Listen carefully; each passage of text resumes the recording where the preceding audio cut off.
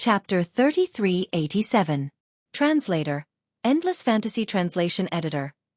Endless Fantasy Translation. When Xing is not dead, boom. The scorpion tail on the mechanical bug's tail was like a giant meteor hammer, and its speed was even faster than a meteor. It shot forward, tearing through the void, and in the blink of an eye, it smashed into one of the mechanical bug's legs. There was a huge roar and explosion. The mechanical blade puppet's leg bent down at a strange angle. Although it was not directly broken, it was severely damaged. Even if it could be repaired, at least this leg would temporarily lose a part of its function. Ah! Ling Huchong, you deserve to die. Inside the mechanical bug, Sha Baofeng roared crazily with hatred and fury. He had fully integrated with the Devil Battleship, and the Devil Battleship was like his body. Now that one of its legs was broken, although it was the Devil Battleship that was damaged, Sha Baofeng had to bear the pain. After all, the Devil Battleship was only a small steel fortress without life. Although Sha Baofeng was a mechanical life form, he could feel pain from the moment he gained self-awareness. Otherwise, a life form without pain, even a mechanical life form, would not be complete. Although the mechanical bug had many legs, one of its legs was broken during the fierce battle with the hundreds of battleships, fortresses, and small fortresses, causing it to temporarily lose part of its function. Now that the second leg was also broken, the mechanical bug's movement was greatly affected. Sha Baofeng roared furiously. Perhaps it was because of this, or perhaps it was because of Yi Xian's sarcasm, but he was infuriated that De, the patriarch of the Tianji clan, did not even put him in his eyes. You are not qualified to say such things to this young master. It seems that I will have to teach you a good lesson. Yi Xian's cold voice sounded out once again from the long mouthpiece of the mechanical demon insect. At this moment, the tail clamp hammer that had just shot out like a meteor hammer and smashed one of the mechanical demon insect's legs to the point of fracture had already been retracted. However, the mechanical demon insect's enormous body had already abruptly shot up. With a light leap, it crossed hundreds of miles in the void and landed on top of the mechanical bug. Is this a mechanical bug? I think that's all there is to it. Just a casual smash and one of his legs was broken. He can't even take a beating. Yi Xian's mocking words rang out. Immediately afterwards, two of the mechanical devil bug's large number of legs suddenly chopped out. Shockingly, they were also two saber slashes. Swish! Slash! Two rapid sounds of breaking through the air rang out. The mechanical demon bug's two slashing arms instantly hit the mechanical demon bug's body, splitting open two cracks. For a time, a burst of dazzling electric sparks flashed on the mechanical demon bug's body. Just like that, two 10,000-meter-long gashes appeared on the huge body of the mechanical blade puppet, making it look extremely miserable. Inside the gap was a spacious hall, and inside, a large number of demon dweller masters were staring at the void outside through the two gaps with dumbfounded expressions. The two compound eyes of the mechanical demon bug just so happened to be facing these two terrifying holes. Therefore, Yi Xian could see everything inside clearly. It was also because of this that the mechanical demon bug's body clearly slowed down for a moment. The two energy wings that were originally stretching out from its back instantly stopped in the air. Originally, these two death rays condensed from antimatter light energy were going to directly slash down and completely finish off the mechanical demon bug in one strike. But now Yi Xian changed his mind, because he saw the scene in the vast plaza within the blade puppet space. Among the large number of demon dweller rankers, there were actually many familiar faces. Yi Xian did not know the names of most of the demon dweller, but he had seen them before, but there were two of them who had a close relationship with him. One of them was the great leader of the Black Mosquito tribe, Zhuofeng Tai, who was Yi Xian's demon slave. His cultivation was previously at the 4th stage of the 9th stage of the origin, but now he had reached the 9th stage of the 9th stage of the origin, the 9th stage of the origin. It seemed that during this period of time, he had quite a few fortuitous encounters. However, the slave imprint in his mind was still there, so there was no problem. He was still under Yi Xian's control. At this moment, when Yi Xian's eyes caught sight of Zhuofeng Tai's figure, the slave imprint in the latter's mind clearly reacted. When it looked at the mechanical demon bug where Yi Xian was, it emitted a blazing light. Yi Xian immediately comforted it with his mental power source core, ordering it not to be exposed. The blazing light in Zhuofeng Tai's eyes dimmed and quickly returned to normal. The other guy was actually the Demon Emperor planet's imperial uncle, Mo Qigong. His cultivation had originally been at the 10th stage of the Heavenly Passage realm, But now he had reached the 12th stage of the Void Realm. This was definitely not something that could be explained by a fortuitous encounter. It could only mean that Mo Qigong's cultivation level was actually concealed. If he thought about it in a different way, it was very likely that the Demon Emperor Mo Wentian and the others' cultivation levels were also concealed. Following this sudden speculation, Yi Xian's heart skipped a beat. White sweat instantly crawled out of his back. If this was really the case, then old devil Wen Xing had most likely concealed his cultivation level. The cultivation level he had displayed at that time was the same as the Demon Emperor Mo Wentian and the Imperial Uncle Mo Qigong, which was also the 10th stage of the Heavenly Passage realm. Although he had just entered this realm, if everyone else had concealed their cultivation levels, how could he be the only one with a real cultivation level? If he hadn't been in the 10th stage of the Heavenly Passage realm, but had been in the 12th stage of the Void realm, then the cannon from Naples definitely wouldn't have been able to kill him. In other words, old devil Wen Xing had most likely faked his death to escape. Not only had Yi Xian been fooled, but even the human race and the myriad Luo Federation had been fooled. If this was true, then no matter what old devil Wen Xing's motive was, this person was too terrifying. But all of this was just speculation at the moment and had not been confirmed. Besides, the current situation was not suitable to investigate this matter further. Yi Xian quickly put it to the back of his mind, but in his heart, he planned to investigate it in the future. While Yi Xian suddenly thought of the first high priest of the demon imperial city, Wen Xing, at the center of the first universe, which was a whole universe plane away from here, in the depths of the first universe, a super starry sky fortress with a diameter of 1 million meters, or 1,000 kilometers, in the hinterland of the Tianji clan's headquarters. An old man who seemed to be in closed-door cultivation suddenly opened his eyes. A bright light flashed across his eyes, and the corners of his mouth slowly curled into a cold smile. It was as if he had suddenly sensed something at this moment. But he didn't say anything, and soon closed his eyes again, entering a state of seclusion. This person was the high priest of the demon imperial city, Wen Xing. Universe 3. Near the star field of the Tianjin Empire. After temporarily putting aside the matter of old devil Wen Xing, Yi Xian's eyes quickly caught Mo Qigong's grin in the gap. Yi Xian was startled, and then sighed inwardly. This old man actually guessed my identity. Chapter 3388. Translator, Endless Fantasy Translation Editor. Endless Fantasy Translation. Remembering old times. The smile he gave Yi Xian now was exactly the same as when Yi Xian appeared in front of him as Jianghu in the Demon Kin Star region. Not to mention that his identity had already been recognized by the other party. Even if he didn't, Yi Xian wouldn't continue to attack. Zhua Fengtai was his demon slave and still had great use. Although Mo Qigong was the emperor of the demon race, he was still pretty good to Yi Xian. If he destroyed this mechanical blade, they definitely wouldn't be able to escape if they fell into the hands of the humans. With this in mind, Yi Xian immediately changed his mind. Not only did he not plan to destroy the demon battleship, but he also wanted to help it break out of the encirclement of the warships. Once it reached the periphery, with the size of its small stronghold, it would definitely be able to jump and escape. Consider this a favor for the sake of their old friendship. However, he could not do all of this too obviously. If he did, young Master Linghu would definitely be identified as a spy of the Tianji race. Moreover, it would be an irrefutable fact. Although Yi Xian did not care, he was not willing to do so. If he did not care about this, he could simply grab the mechanical puppet and break out of the encirclement and help him escape. However, he could only do so in a more subtle way. Boom! Rumble!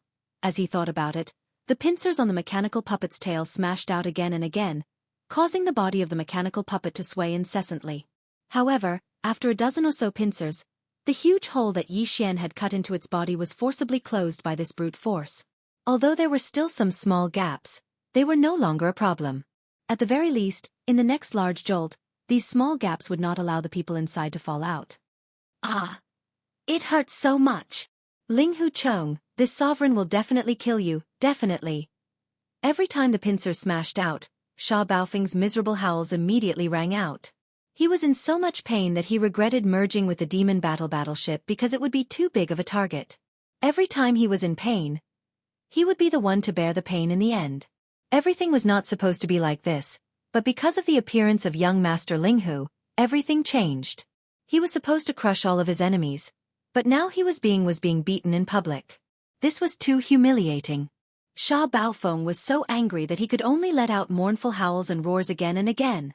Seeing all of this, all of the warships, fortresses and star experts in the surrounding space, all of them were already shocked. How strange was this scene? They had seen and participated in the so-called interstellar wars before. No matter how large the scale of the interstellar wars was, they would at most be shocked, but definitely not shocked. However, everything that was happening in front of them really shocked them, to the point that they were dumbfounded. What were the two translation? What was translation what? If it were two giant dragons or ferocious beasts, it would be easier for them to accept it. However, what was fighting fiercely in space at this moment was clearly two gigantic mechanical battle insects. Mechanical battle insects that were as large as small planets. Moreover, both of them were transformed from two small fortresses with a diameter of 50,000 meters in front of everyone. Neither the human race nor the Wan Luo Federation had ever seen such mechanical battle insects before, but today, not only did they see two of them at the same time, but they were also fighting in space. A small part of the space was disturbed, which shocked a large number of starships that had besieged them and forced them to retreat. These two mecha battle bugs were too terrifying, especially the mecha devil bug. Even though it was currently beating up the other mecha blade, in truth, as long as it was willing, it could easily free itself to attack the surrounding human warships at any time. The four huge soft tubes with a diameter of 20,000 meters represented four antimatter death ray cannons with a diameter of 20,000 meters. Once they fired at the same time, even a small fortress with a diameter of 50,000 meters would be destroyed in an instant. In addition, the pair of black antimatter light beams on the back of the mechanical battle insect was equally terrifying. The light beams made of antimatter energy could cut a small fortress in half with a single slash. This was a mechanical god of slaughter. This was a consensus. Did they not see the other mechanical battle insect being savagely beaten up by it? The latter was able to fight fiercely against hundreds of various types of warships, fortresses, and small fortresses for a long time without being at a disadvantage at all. Instead, it destroyed dozens of starships. But now, under the mechanical battle insect's savagery, it was unable to fight back at all. This truly demonstrated the strength of the mechanical battle insect. It was too chilling. Boom! Boom! Ah! Ling Huchong, I'm going to kill you! Boom! Just like that, amidst Sha Baofeng's furious roars, the huge mechanical battle insect attacked again and again. It was no longer slashing, but simply bombarding. The mechanical battle mantis, which was already close to being crippled, was blown far away again and again. Along the way, all the warships, fortresses, and small fortresses hurriedly avoided the mechanical battle insect as if they were avoiding a ghost. They could see that young Master Ling Hu was truly enraged. He was clearly going to smash this mechanical battle mantis from the Tianji clan into pieces and kill it on the spot. Under such circumstances, they were not in a hurry to attack for the time being. Although there were more than 1,000 warships in the surroundings, in the process of fighting these two freaks at the same time, nearly 100 of them had already been destroyed. Against these two freaks at the same time, more than 1,000 warships of various types were really not enough. Now these two freaks were fighting on their own, and it seemed like the outcome would be decided soon. One of the mechanical battle insects was about to be beheaded, so they were more than happy to sit back and enjoy the fruits of their labor. They would only attack after the battle was over.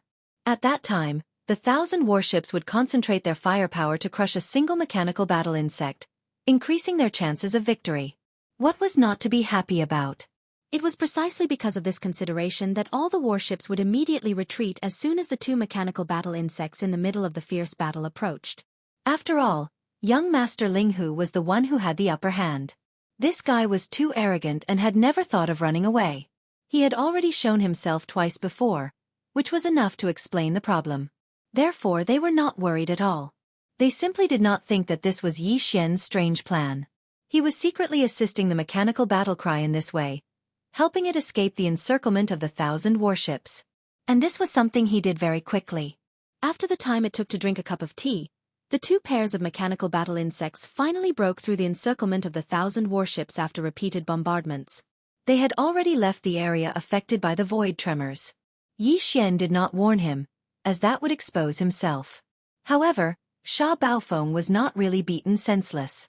Just as the mechanical battle mantis was sent flying several dozen li by the mechanical battle insect's hammer and finally shook off the area affected by the void tremors, Sha Baofeng's angry roar stopped. Chapter 3389. Translator, Endless Fantasy Translation Editor. Endless Fantasy Translation Jianghu was dumbfounded. Then, Sha Baofeng, a core member of the Heavenly Fate clan with a swollen face, appeared in the interior of the demon battleship fortress. He was in such a sorry state that he could not walk without a limp.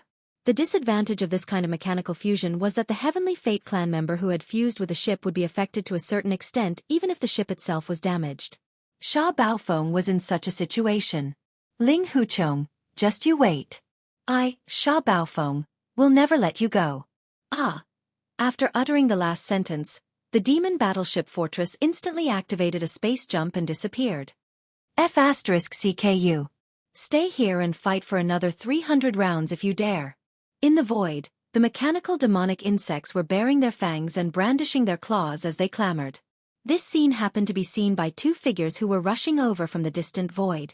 In an instant, their heads buzzed and they were both dumbfounded. The two figures had powerful auras and were both powerful beings of the 15th realm of heaven and earth.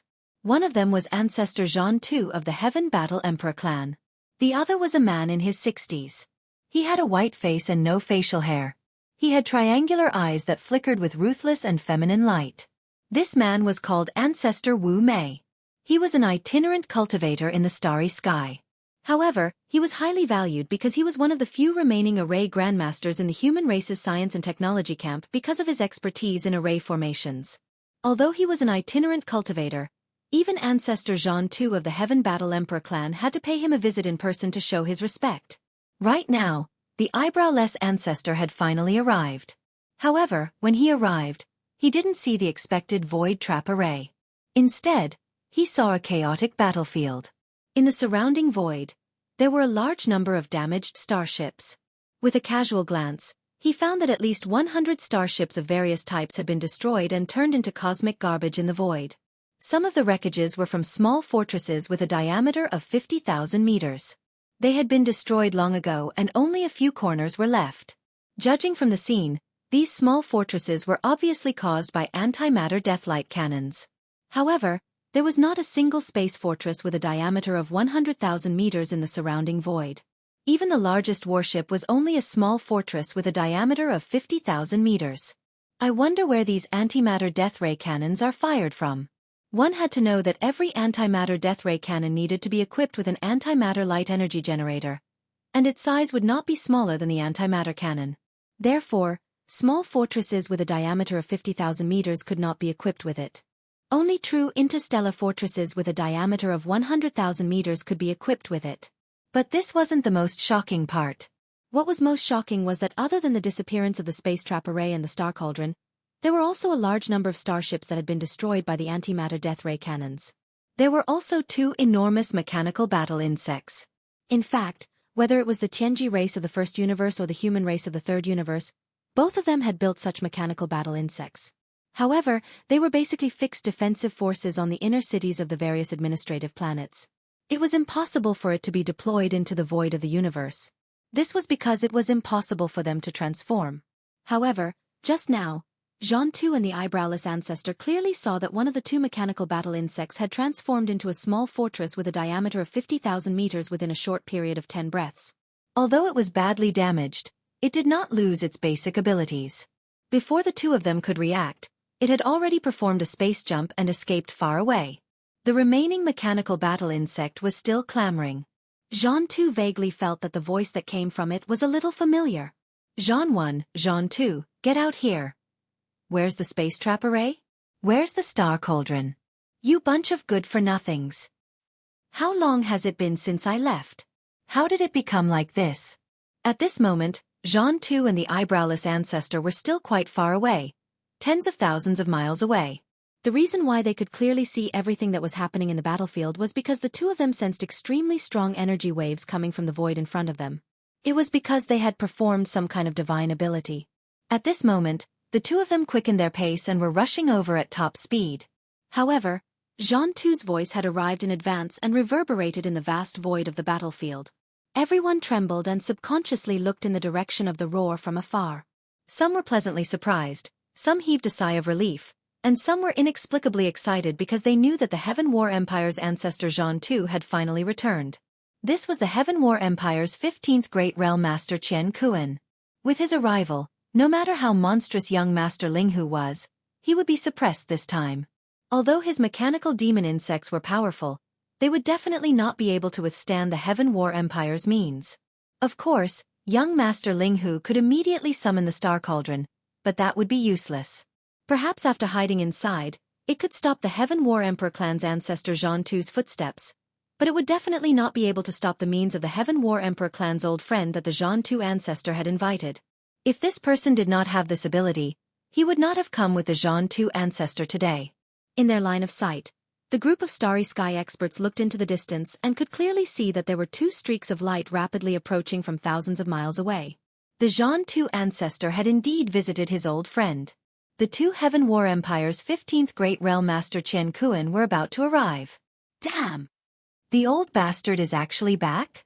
What made everyone's jaws drop was that after hearing the Xianxu ancestor's thunderous roar, everyone's hearts trembled. However, young Master Linghu, who was inside the mechanical demon insect, did not show any fear at all. He actually cursed on the spot and opened his mouth to curse the old bastard. Moreover, he did not deliberately suppress his voice at all. Instead, it was as if he was deliberately shouting loudly. All the starry sky experts in the void of the battlefield could hear him clearly.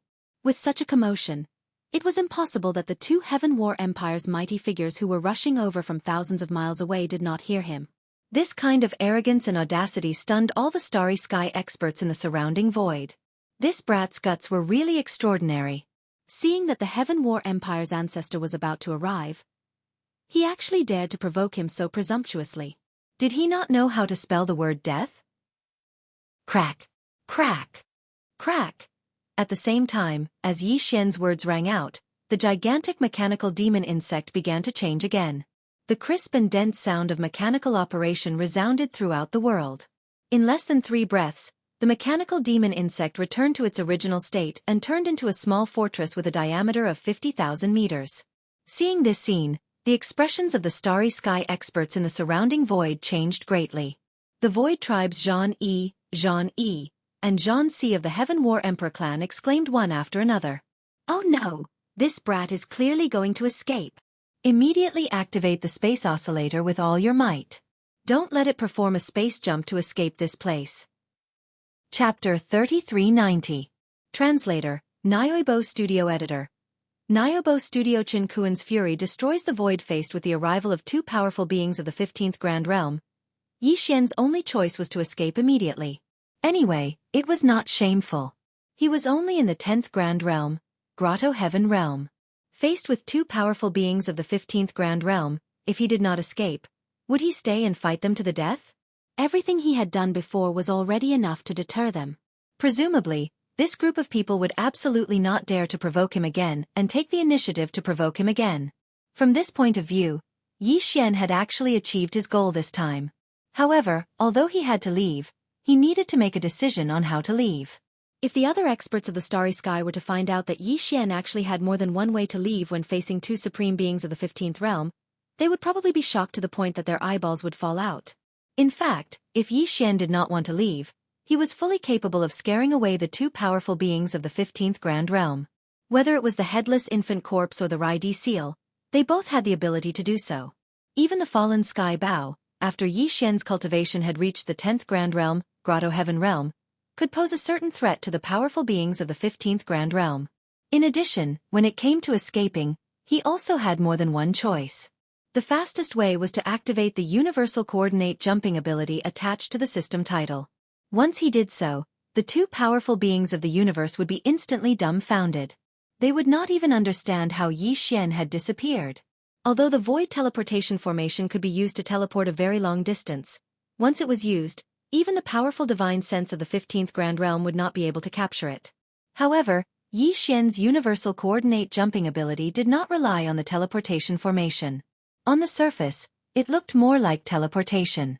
No matter how far the Starry Sky Masters of the 10th Grand Realm, Grotto Heaven Realm could teleport, they could not exceed the range of the divine sense of the powerful beings of the universe.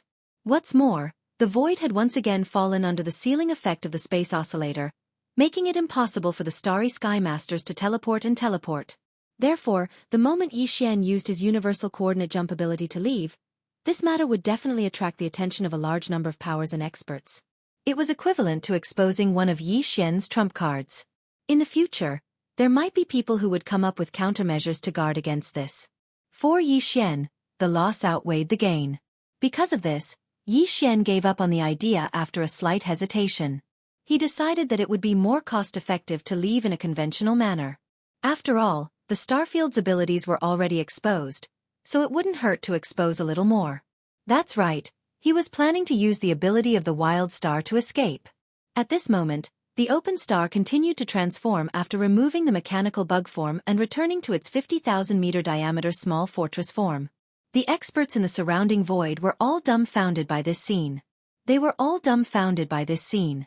Kacha! Kacha-cha! The sound of the mechanical operation continued to resound.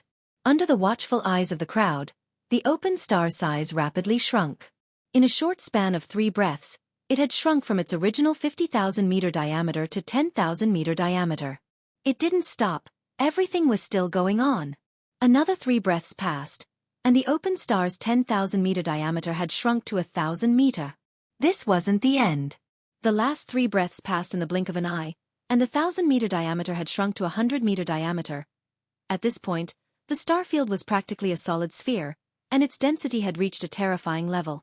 The space inside was only 10 meters wide, and Yi Xian was standing in the center of this 10 meters wide core space.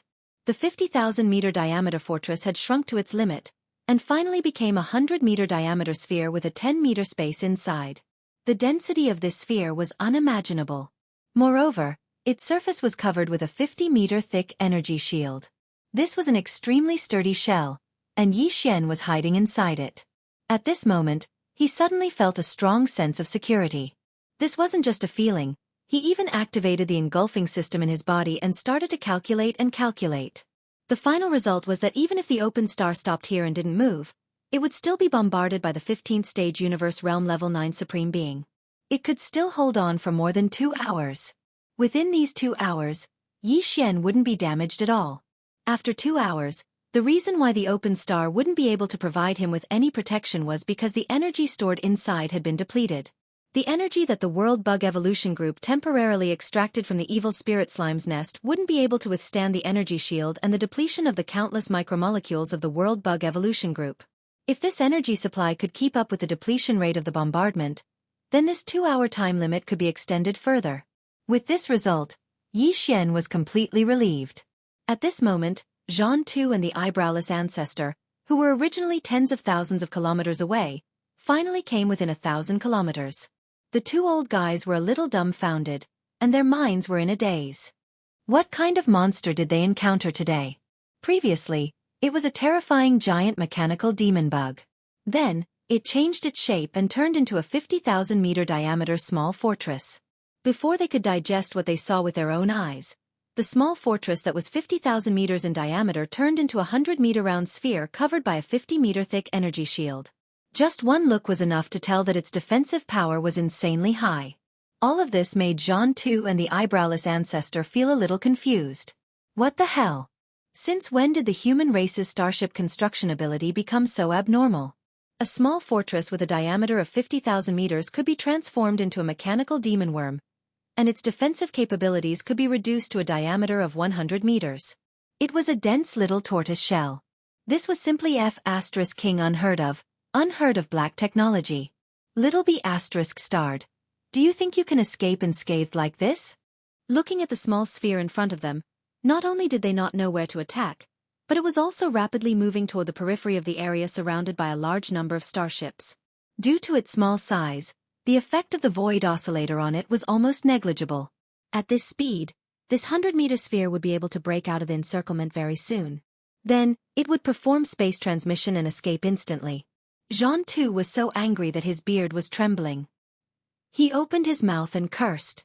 Then, he turned around and looked at the eyebrowless ancestor next to him.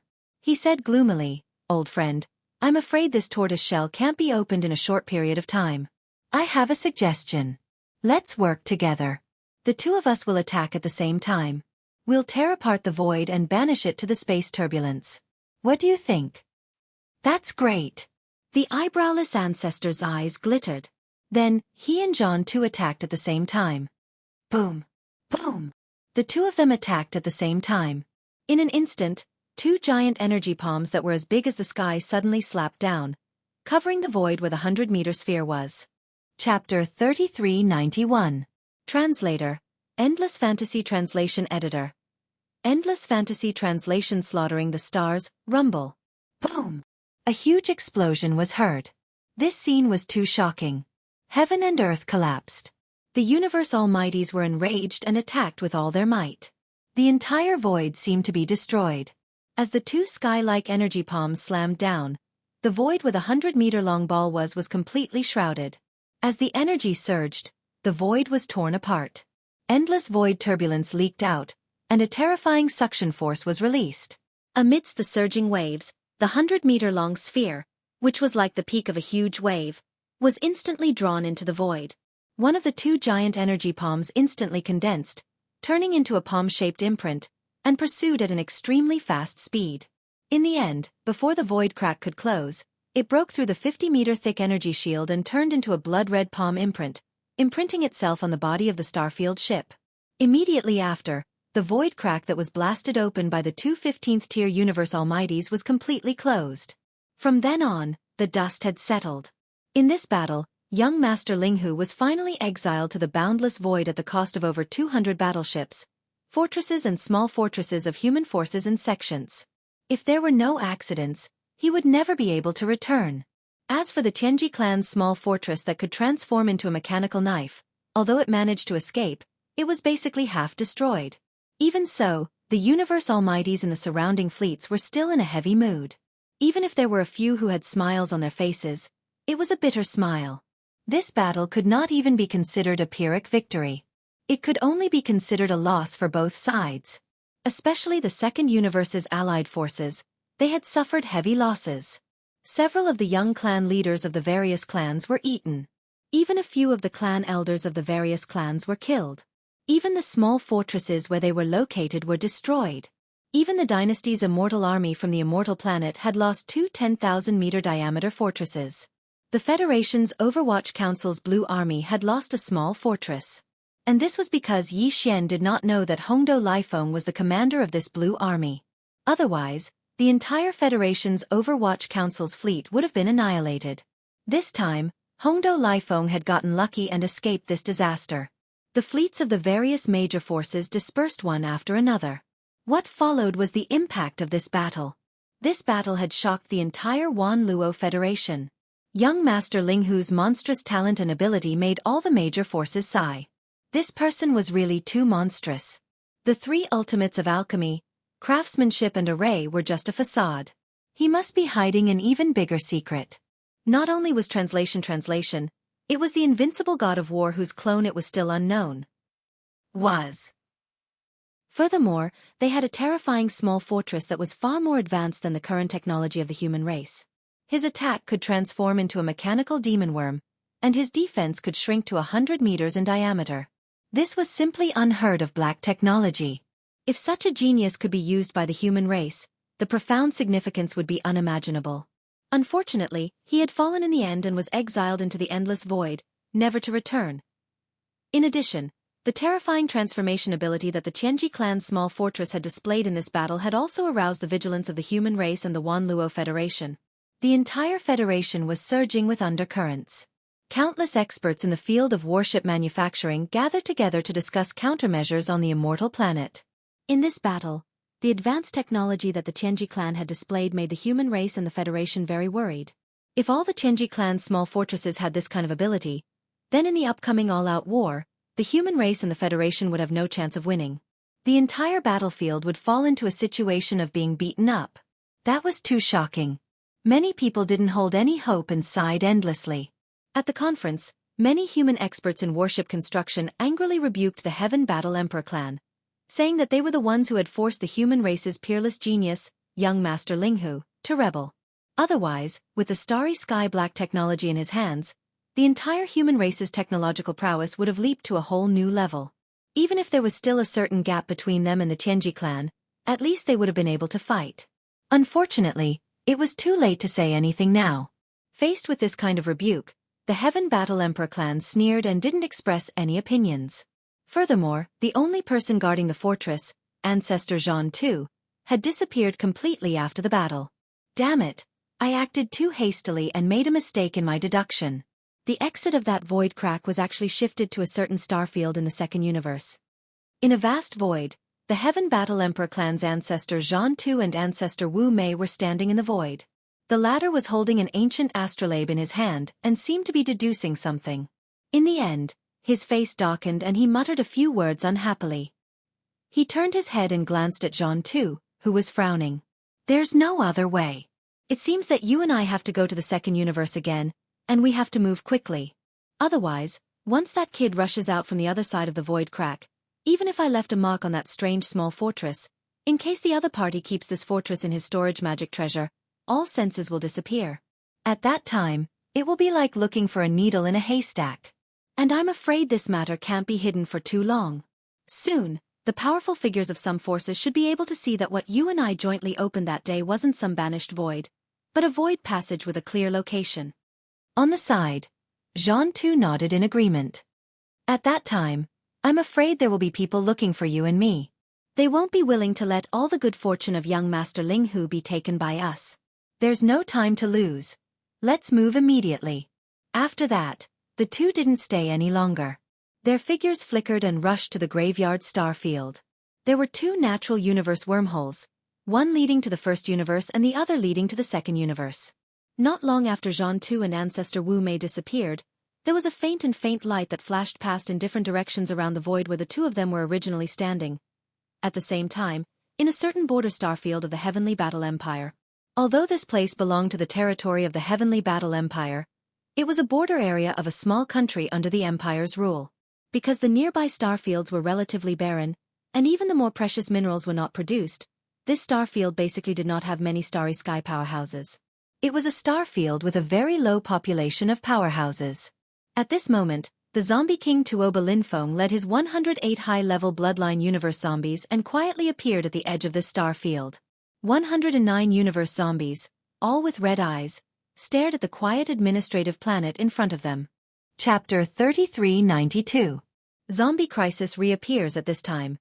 Zombie King Tuoba Linfeng and his 108 elite zombies were all floating in the void, standing far away from the atmosphere of this administrative planet. His eyes were bloodshot as he stared at the seemingly tranquil planet. Although it was located in a remote area, this administrative planet also had a star defense array set up in the atmosphere. This was a must. All the residential administrative planets in the dynasty's territory had a star defense array set up in the atmosphere. This was because there would occasionally be some void ferocious beasts descending in the void of the universe. Without the star defense array, the entire planet would be undefended, and the ferocious beasts could descend at any time. The only difference was the strength of the star defense array. This administrative planet star defense array wasn't strong. After all, there weren't any powerful void beasts running rampant in this area. The entire administrative planet wasn't very big, belonging to the type of ordinary small administrative planet. If it didn't have an atmosphere, and the interior environment was suitable for human habitation, it wouldn't have been chosen as an administrative planet to be inhabited. The entire administrative planet's atmosphere only had 4 entrances and exits, located in 4 different directions of the atmosphere. Although there were ships patrolling the exits, they were just ordinary shuttles. This planet belonged to a small country. This small country was located at the border of the Heavenly War Empire, so its economy wasn't developed. Below that, the small country's administrative planets were even weaker in terms of military power. This administrative planet didn't even have a large fortress with a diameter of 10,000 meters. There were only 10 3,000-meter-long star-level battleships, and dozens of 1,000-meter-long star-level battleships. Moreover, these battleships were usually docked in the inner part of the planet, and weren't in operation. This place was located in the hinterland of the Heavenly War Empire's territory, not a strategic frontier. Coupled with the backward economy, the daily necessities of the battleships were somewhat insufficient. King, can we begin the operation? After observing for a while, a bald man walked out from behind Tuoba Linfeng. Although he was a zombie, he didn't look any different from an ordinary starry sky powerhouse. His cultivation was around the 6th great realm, Nebula Realm. These 108 elite zombies were all like this. Their zombie bloodline had evolved to a very high level, and they had the ability to transform. They also had their own intelligence and thoughts, and could communicate with people normally. In short, on the surface, they looked like ordinary starry sky experts. However, if they were allowed to manifest their zombie form, they could take all kinds of forms. Some of the elite zombies could even transform into mountains of flesh and devour everything. They were definitely a nightmare for starry sky experts. Divide into 4 groups and wait for my signal. Attack the 4 spatial tunnels outside the planet's atmosphere at the same time. With a flash of light in his eyes, Tuoba Linfeng quickly issued the invasion plan. After taking down the 4 space channels, immediately shut down the Star Network signal relay station in the atmosphere and cut off the star's connection with the outside world. After that, leave 2 people behind to guard the passage and prevent any experts from leaving. The rest of you are to enter the planet immediately and take care of the powerful military department first. After that, when I remove the Star Web artificial intelligence hub in the planet, everyone who enters the planet is to gather immediately and carry out a unified massacre. In the shortest time possible, we have to turn all the creatures in the entire planet into our own kind. Then, let them devour each other and select the elite zombies to take away. After the arrangement was completed, the entire elite zombie army was immediately divided into 4 groups and rushed to the 4 different atmospheric tunnels of the planet. They quickly occupied the tunnels and shut down the Star Web signal relay station in the atmosphere. Since then, the planet had completely lost contact with the outside world. Roar! Screech! Immediately after, 2 elite zombies were left behind to guard the 4 atmospheric tunnels to prevent starry sky experts from escaping. The other elite zombies all rushed to the planet's interior. A terrible disaster instantly befell. 100 elite zombies all manifested their zombie form. Their body size was around 10 to 100 meters. Some were ferocious humanoid beasts, while others were disgusting squirming mountains of flesh. Their bodies were covered with fleshy tentacles, and as they waved around, they constantly poured out venom. Some of these poisonous liquids were strong acid, and some were even a kind of black corpse flame, but without exception, they all had a strong infectious property. The slaughter was unfolding, and the undying and indestructible poison began to rapidly spread through the interior of this planet. Gradually, half a day passed. The entire planet had turned into a barren land. There were no more living creatures, but it was still bustling with noise and excitement. The creatures that originally lived here had all turned into the lowest level of universe zombies. Under the influence of the zombie king Tuoba Linfeng's brainwave boots, a large number of low-level zombies in the planet's interior began to devour each other. At the same time, the 108 elite zombies also joined in. They also needed to continue to transform and strengthen. This scene was too tragic, and people couldn't bear to watch. From this moment onwards, the entire planet had turned into a true boundless hell. No one knew what happened here. After 2 full days, the zombie king Tuoba Linfeng set off again. This time, the number of elite zombies following behind him had reached 200. All of them had evolved their own consciousness, and were able to conceal their aura. Their appearance was no different from a normal universe expert. Very quickly, this elite zombie squad once again left, disappearing into the boundless void of the universe. No one knew where they went and no one even knew of their existence. And on this planet that they had just ravaged, in fact, not all of the low-level zombies had been devoured. There were still some wandering around. Time slowly passed, and another 3 days passed. Among the remaining universe zombies on the planet's interior, some of them finally obtained a certain degree of evolution. Although they hadn't developed their own consciousness, they had the ability to fly. After all, some of these zombies were originally infected by universe experts. After obtaining the ability to fly, these universe zombies left the planet through the atmosphere passage in the sky, and entered the void of the universe outside the planet. At first, there were very few of them, but slowly, their numbers increased. These universe zombies wandered in the void. Their strong sense of hunger made them increase their speed, drifting further and further in the void. Gradually, hundreds of thousands of universe zombies spread out over a large area. Finally, some of the universe zombies encountered a starship sailing in the void. This was a commercial fleet. There were only a dozen star-level commercial ships with a length of 3,000 meters. Their destination was a small administrative planet in front of this starship, and they would arrive in 3 days. Chapter 3393. Translator. Endless Fantasy Translation Editor. Endless Fantasy Translation. When it rains, it pours. "Oh my god, what the hell are these guys, so disgusting." Look, the one on the right, his whole head is crooked, hanging under his shoulder. Zombies! Space zombies! Damn the Heavenly Battle Empire. Didn't they say that the crisis was over and all the zombies were eliminated? Could it be that we're blind? Fire! Fire immediately, don't let them get close. Damn it, the nearest administrative planet is 3 days away from here. This zombie army is close to 10,000. We can only rely on ourselves. If we can't get out, we will definitely die. Boom. Rumble. The 10-star level merchant ships immediately became chaotic. The ship cannons fired, the sound echoing in a small star field. But at the same time, more universe zombies wandering around were attracted by this movement. Slowly, the number of universe zombies gathered around the 10 starships reached more than 100,000, covering the sky and Earth. In just half a day, the 10 starships were all submerged in the sea of zombies. These starships were not space fortresses. If they were space fortresses, as long as they didn't open a channel, these space zombies wouldn't be able to enter. Space zombies that evolved to this level didn't have the ability to tear apart starships, so they were basically safe. Unfortunately, this kind of traditional starship had a fixed channel on the deck. Although there was an energy shield, it didn't have much effect against a sea of space zombies. Soon, some space zombies broke through the fixed channel on the starship deck and entered the cabin. Not long after that, the rumbling sound of cannons stopped. All 10 starships had fallen.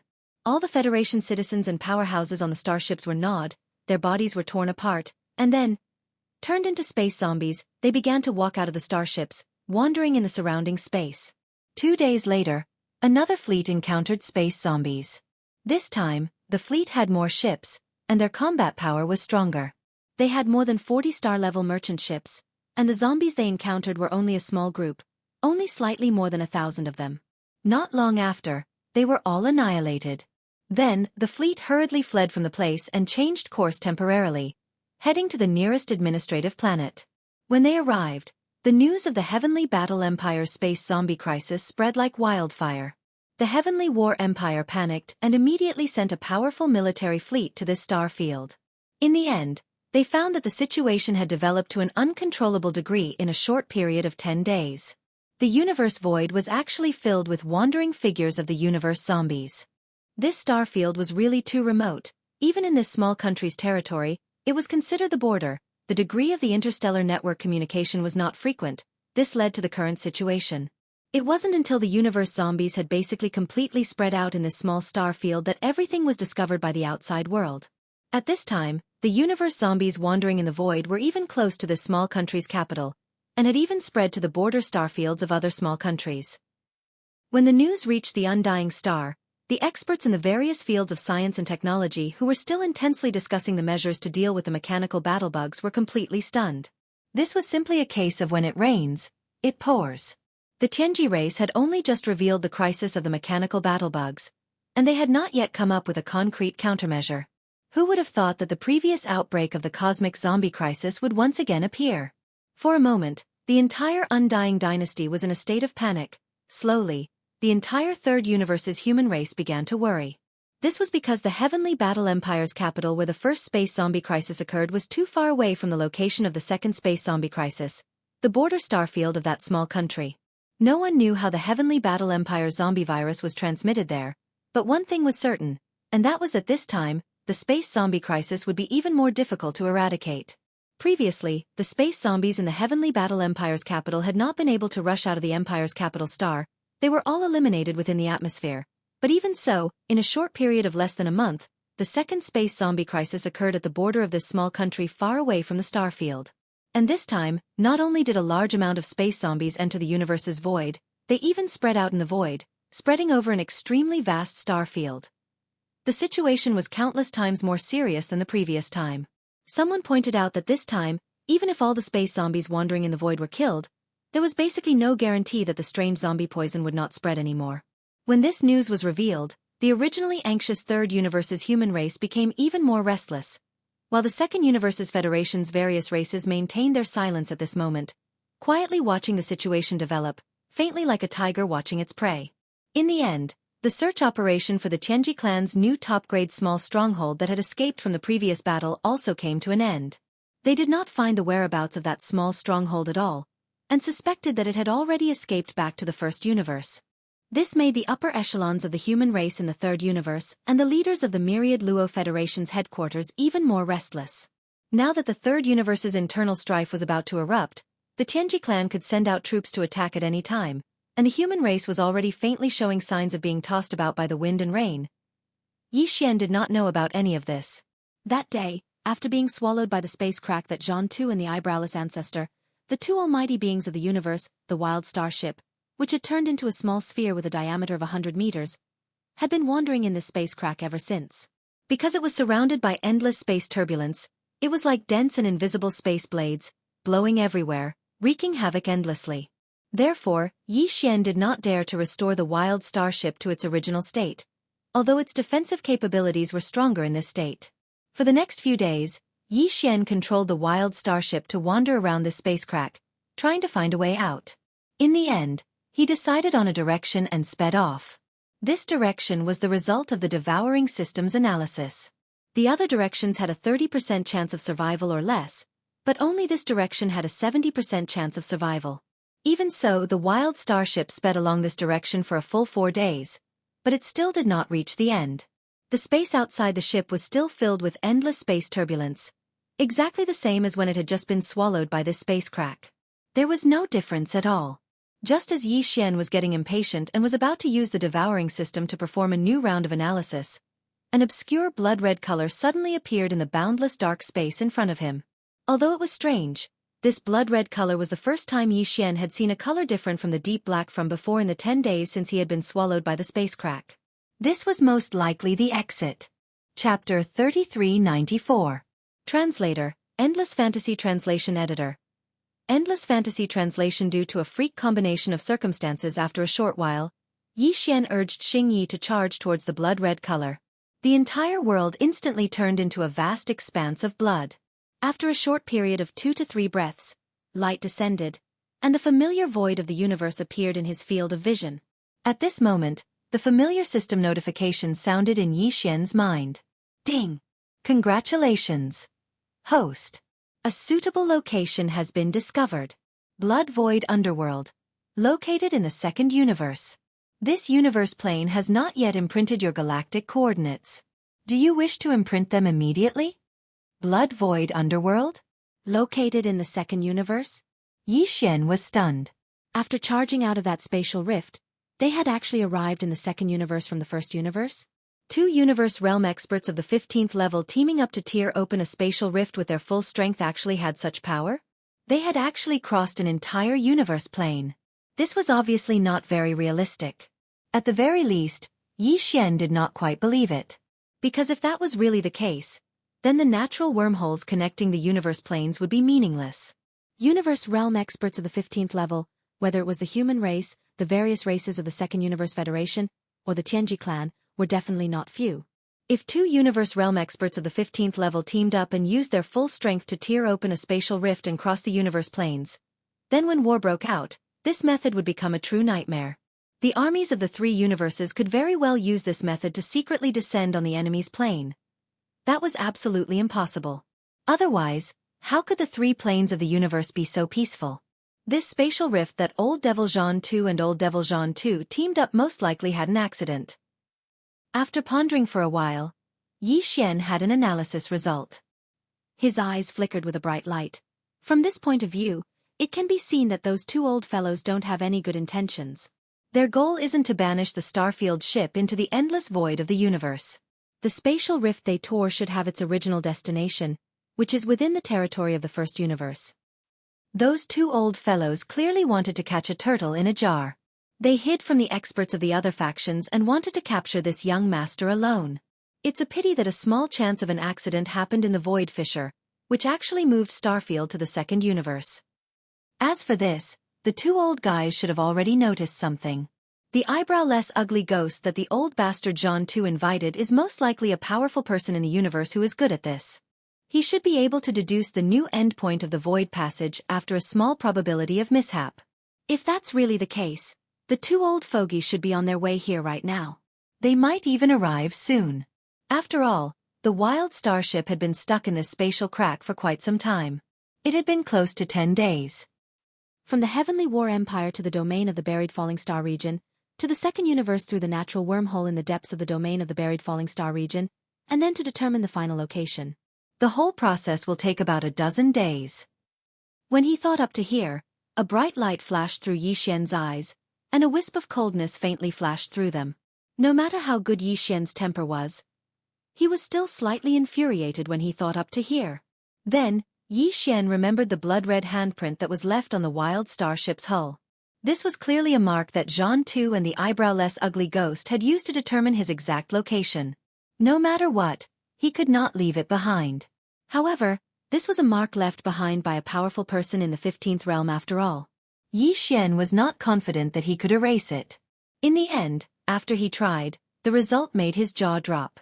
After Yi Xian gave the command to the core of the wild starship, the blood-red handprint was erased in an instant, leaving not a single trace behind. The entire wild starship was formed by countless micromolecules derived from a world bug. Following Yi Xian's command, the core of the world bug simply discarded the small area of the ship where the blood-red handprint was imprinted. Like a gecko cutting off its tail, the problem was solved. In the blink of an eye, a piece of the ship that was a meter wide and a foot thick separated from the wild starship and fell into the depths of the void, disappearing quickly. Although this dangerous void called the Blood Void Underworld was indeed suitable for imprinting his interstellar coordinates in the second universe, just like the black hole of life in the first universe and the Death Star vortex in the third universe, the exit of the void crack was here. That old bastard Jianghu and the eyebrow-less ugly ghost should have already deduced this point. In other words, this place was already exposed and would become the focus of the enemy. Furthermore, the small piece of the wild starship that was formed by the micromolecules of the world bug that was completely dead had also fallen into the depths of the void. The blood-red handprint was still on it, and most likely, it still had the function of guiding the direction. Therefore, Yi Xian's personal interstellar coordinates in the second universe was not suitable to be imprinted here. After considering all this, Yi Xian did not stay any longer. He stepped out of the wild starship and waved his hand to keep it into his undying world. Finally, he took out the Dongshu shuttle and stepped in.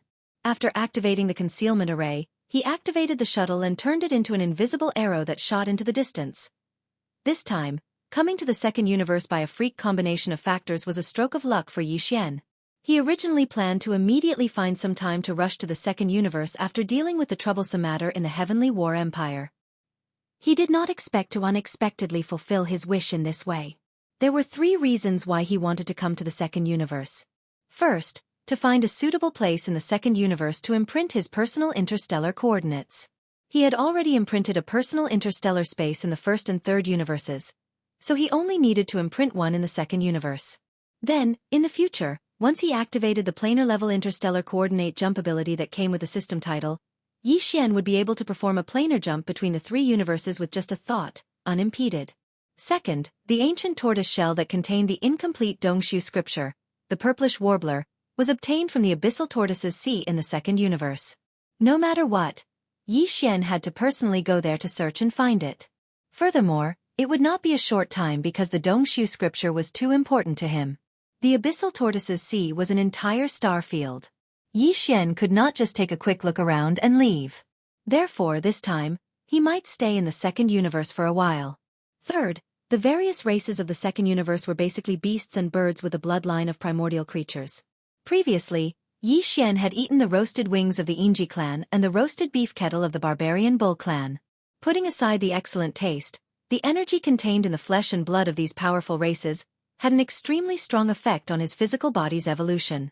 It could be used in medicine and concocted into the next gene fluid. Although Yi Xian had already concocted a level 11 gene fluid, he would be able to consume it when his physical body reached the 10th realm, the peak of level 9 Grotto Heaven, and enter the 11th realm, the Mystic Light Realm. Chapter 3395. Translator, Endless Fantasy Translation Editor. Endless Fantasy Translation. The second nine-eyed golden crystal. In view of the above 3 goals, Yi Xian felt that it was necessary for him to create a new identity. First of all, the identity of young Master Linghu could not be used in the second universe. Once people found out that young Master Linghu was in the second universe, the entire universe would be turned upside down. As for the identity of Prince Xian, he could not use it here either. This was because in order to concoct the level 12 liquid, he would definitely hunt down the races in the second universe whose flesh and blood were of great use and could be used to make medicine. Prince Xian was the bloodline-plucking prince of the human race's science and technology faction's immortal dynasty. Naturally, it was not suitable for him to do such a thing. Otherwise, not only would it cause internal strife between the races in the second universe and the humans in the third universe, but Prince Xian's reputation would also be damaged. After thinking about it, Yi Xian felt that he should come up with a full identity in the second universe. It would be best if he was not a human, but a member of one of the native races in the second universe. As for which race to choose, he was not in a hurry. After all, there were many races in the second universe. Not only were there races in the Federation, but there were also races that had not joined the Wanluo Federation. There were too many choices. After confirming the general direction, Yi Xian began to think about his next step. Of the 3 goals of coming to the second universe, the first one was not in a hurry to imprint his interstellar coordinates. After all, he would not stay here for a day or two. He could just imprint it when he found a suitable place. For the last 2 purposes, concocting a level 12 liquid wasn't something that could be completed in a day or two. All sorts of heavenly and earthly treasures and rare ores were required. Yi Xian's previous harvest from the bamboo pole was basically complete.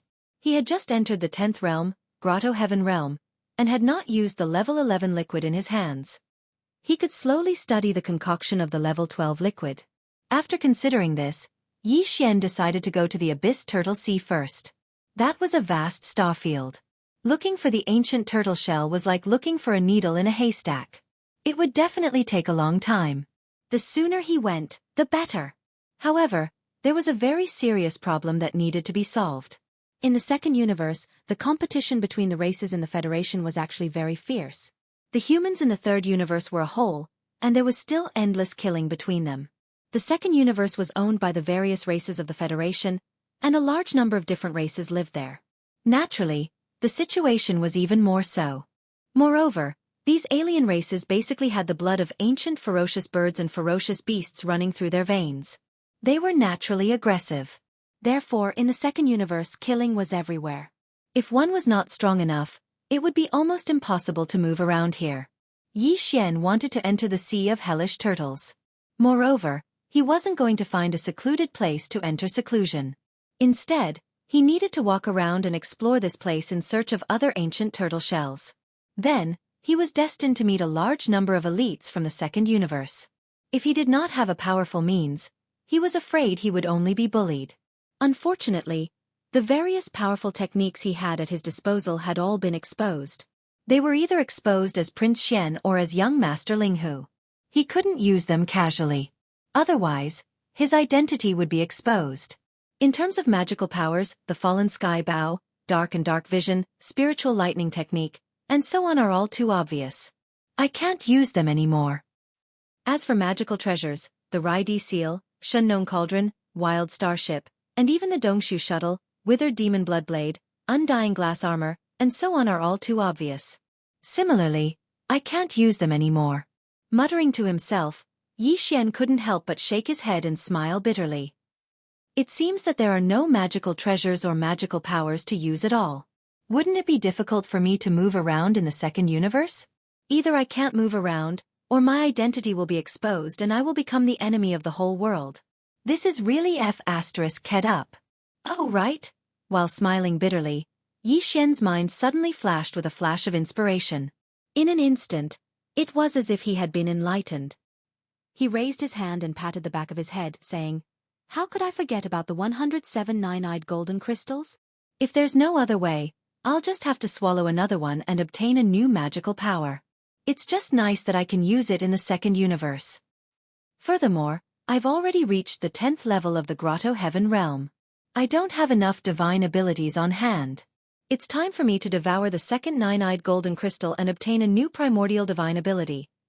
Back in the primordial cage in the demon domain, Yi Xian had obtained countless multi-eyed sense crystals.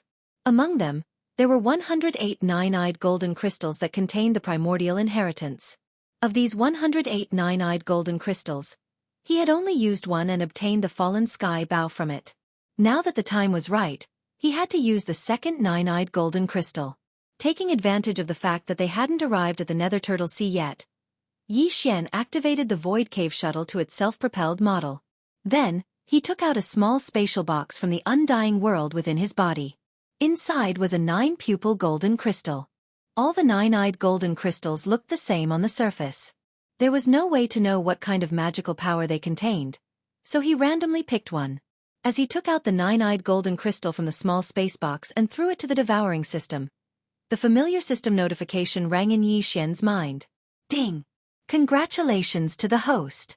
You have obtained one 9-eyed golden crystal. Appraisal complete. Grade: 9-eyed level 9. Quality: normal 9-eyed. Attribute: spiritual origin crystal. Do you want to start absorbing it immediately? Without hesitation, Yi Xian immediately gave the order to absorb it immediately. Then, he sat cross-legged on the floor of the Dongshu shuttle's main cabin and closed his eyes to focus, entering a state of cultivation where he forgot about everything. The system's notification rang, and the process of absorbing the perfect 9-eyed golden crystal began. Very quickly, traces of dark green spirit source energy were sent into Yi Xian's mind like silk being peeled from a cocoon, automatically entering the purple spirit source core above his sea of consciousness. This process lasted for an unknown period of time. In the end, Yi Xian, who had sunk into it, was suddenly awakened by the system notification in his mind. Ding! Congratulations to the host. Absorption complete. You have obtained the primordial mystique, Netherworld Claw. Netherworld Claw? When he heard these 3 words, Yi Xian was stunned. Why did it sound like a kind of demonic mystique? Just as these doubts flashed through his mind, Yi Xian suddenly felt his mind shake, as if something had been sent in by the devouring system. When he returned to his senses, he saw the situation in the sky above his mind. In the central region, the Rai Di seal and the Shenong cauldron each occupied one side. In the sky above his mind, there were originally 4 treasures in each side, but now there were 5. Their positions were slightly shifted, obviously to make space for newcomers. There was a spiritual origin core, a void essence crystal, a black gold dragon scale, a small golden bow, and a dark green withered claw. This dark green withered claw was the imprint of the primordial mystique, the Netherworld Claw, that Yi Xian had obtained from the second 9-eyed golden crystal. Chapter 3396. Heaven-defying Netherworld Claw. This time, Yi Xian was indeed quite disappointed. Because this dark green claw looked thin and unremarkable, like a broken bird's claw. It probably didn't have much power. Thinking of this, Yi Xian immediately felt depressed. He sighed and accepted his fate as he extended a strand of his divine sense. Soon, he touched the dark green withered claw that was suspended above his sea of consciousness. In the next moment, an explosion sounded out without any warning. It was like a thunderclap in a drought, instantly causing Yi Xian's consciousness to be shaken to the point that he almost fell asleep on the spot. Boom! With this huge explosion, Yi Xian's consciousness shook slightly. When he finally recovered, he suddenly found that the environment around him had completely changed. It was no longer his knowledge sea, but a vast and boundless void. Looking at this strange and vast starry sky, he was not surprised at all. This void was still filled with an ancient and endless aura, which was surprisingly similar to the void where he saw the giant tortoise when he cultivated the Dongshu scripture fragment and the giant golden star dragon when he fused with the immortal ancestor dragon blood and saw the giant golden star dragon. It was the image of the battle in the desolate era. Screech. Roar. Roar. Just as Yi Xian was in a daze, a different earth-shattering sound suddenly came from the endless distance of the vast galaxy that was filled with an endless ancient aura. He had long been accustomed to all this. Without the slightest panic, he adjusted his state of mind and treated it as if he was watching an extremely realistic holographic movie. This star field full of ancient aura soon became lively. All kinds of sounds filled the air. There were fierce roars full of violent auras, and roars full of the power to swallow the void. There was also a high-pitched dragon roar that seemed to be able to tear the entire universe apart. Yi Xian's body suddenly shook violently. He subconsciously turned his head and looked in the direction of the sound. The next moment, at the end of the endless and distant void, he saw an extremely tragic battle. The entire boundless void of stars was the battlefield. In this boundless battlefield, there were countless powerful beings that couldn't be seen today. Even though they were separated by the endless void of the Milky Way, Yi Xian could still clearly sense the terrifying aura emanating from their bodies. Xiao! Just as Yi Xian was in shock, a high-pitched shriek rang out, and a dazzling dark green light suddenly appeared in the boundless bloody battlefield ahead. A dark green claw print that was withered like a ghost's claw shot out violently with a speed that practically surpassed space. It instantly charged towards the end of the boundless expanse of space, and it obliterated everything along the way. Even space itself was slashed into two. In the end, it split the Cyan Heaven Eye at the back of the enemy's camp into two. A single claw actually tore apart the existence that seemed to be the primordial heavenly Tao's giant eye. Even Yi Xian was taken aback by this display of power that surpassed even the heavens' fall bow. In the next moment, he reflexively looked in the direction of the dark green claw, and happened to see a figure flash through the void. It was like a ghost. Then, the image of the inheritance disappeared and Yi Xian heard the familiar sound of the system beep in his head once again. Ding! Congratulations to the host. The physical body's qi and blood boundary has been raised. Current boundary: Grotto Heaven Level 2. Although the nine-eyed golden crystal contained a mysterious energy that was extremely beneficial to one's mind source core, this energy was also beneficial to a starry sky martialist's cultivation base and physical body evolution. However, Yi Xian's mind source core had recently undergone a metamorphosis and evolved to level 7. Therefore, just absorbing the mysterious energy contained within the nine-eyed golden crystal hadn't been enough to raise the grade of his source core again. However, although the power of his body's vital energy and blood had only received a small benefit, it had unexpectedly broken through a small level and advanced to the 10th level of the Grotto Heaven Level 2. This had surprised Yi Xian quite a bit. This could be considered a small surprise. Compared to this small surprise, the power of the underworld claw, which looked like a broken bird's claw, was no different from a huge surprise. Yi Xian still felt as if he was dreaming. He couldn't believe what he had seen on the image of the mystic ability inheritance. The dark green withered bird claw actually cut the heavenly Tao green eye, which was suspected to be the incarnation of the primordial heavenly Tao, into two? That was really impressive, big bro. If the fallen sky bow was called a heaven-destroying item, then this broken bird's claw was clearly heaven-defying.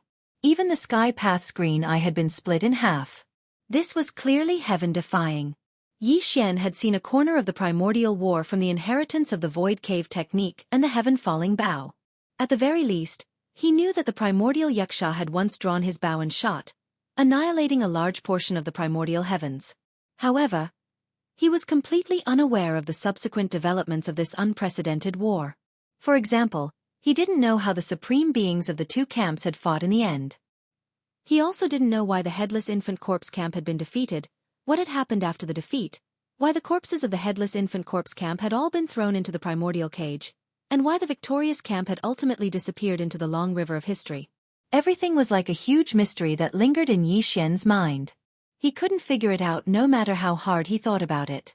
Every time he thought about it, he would always be fascinated.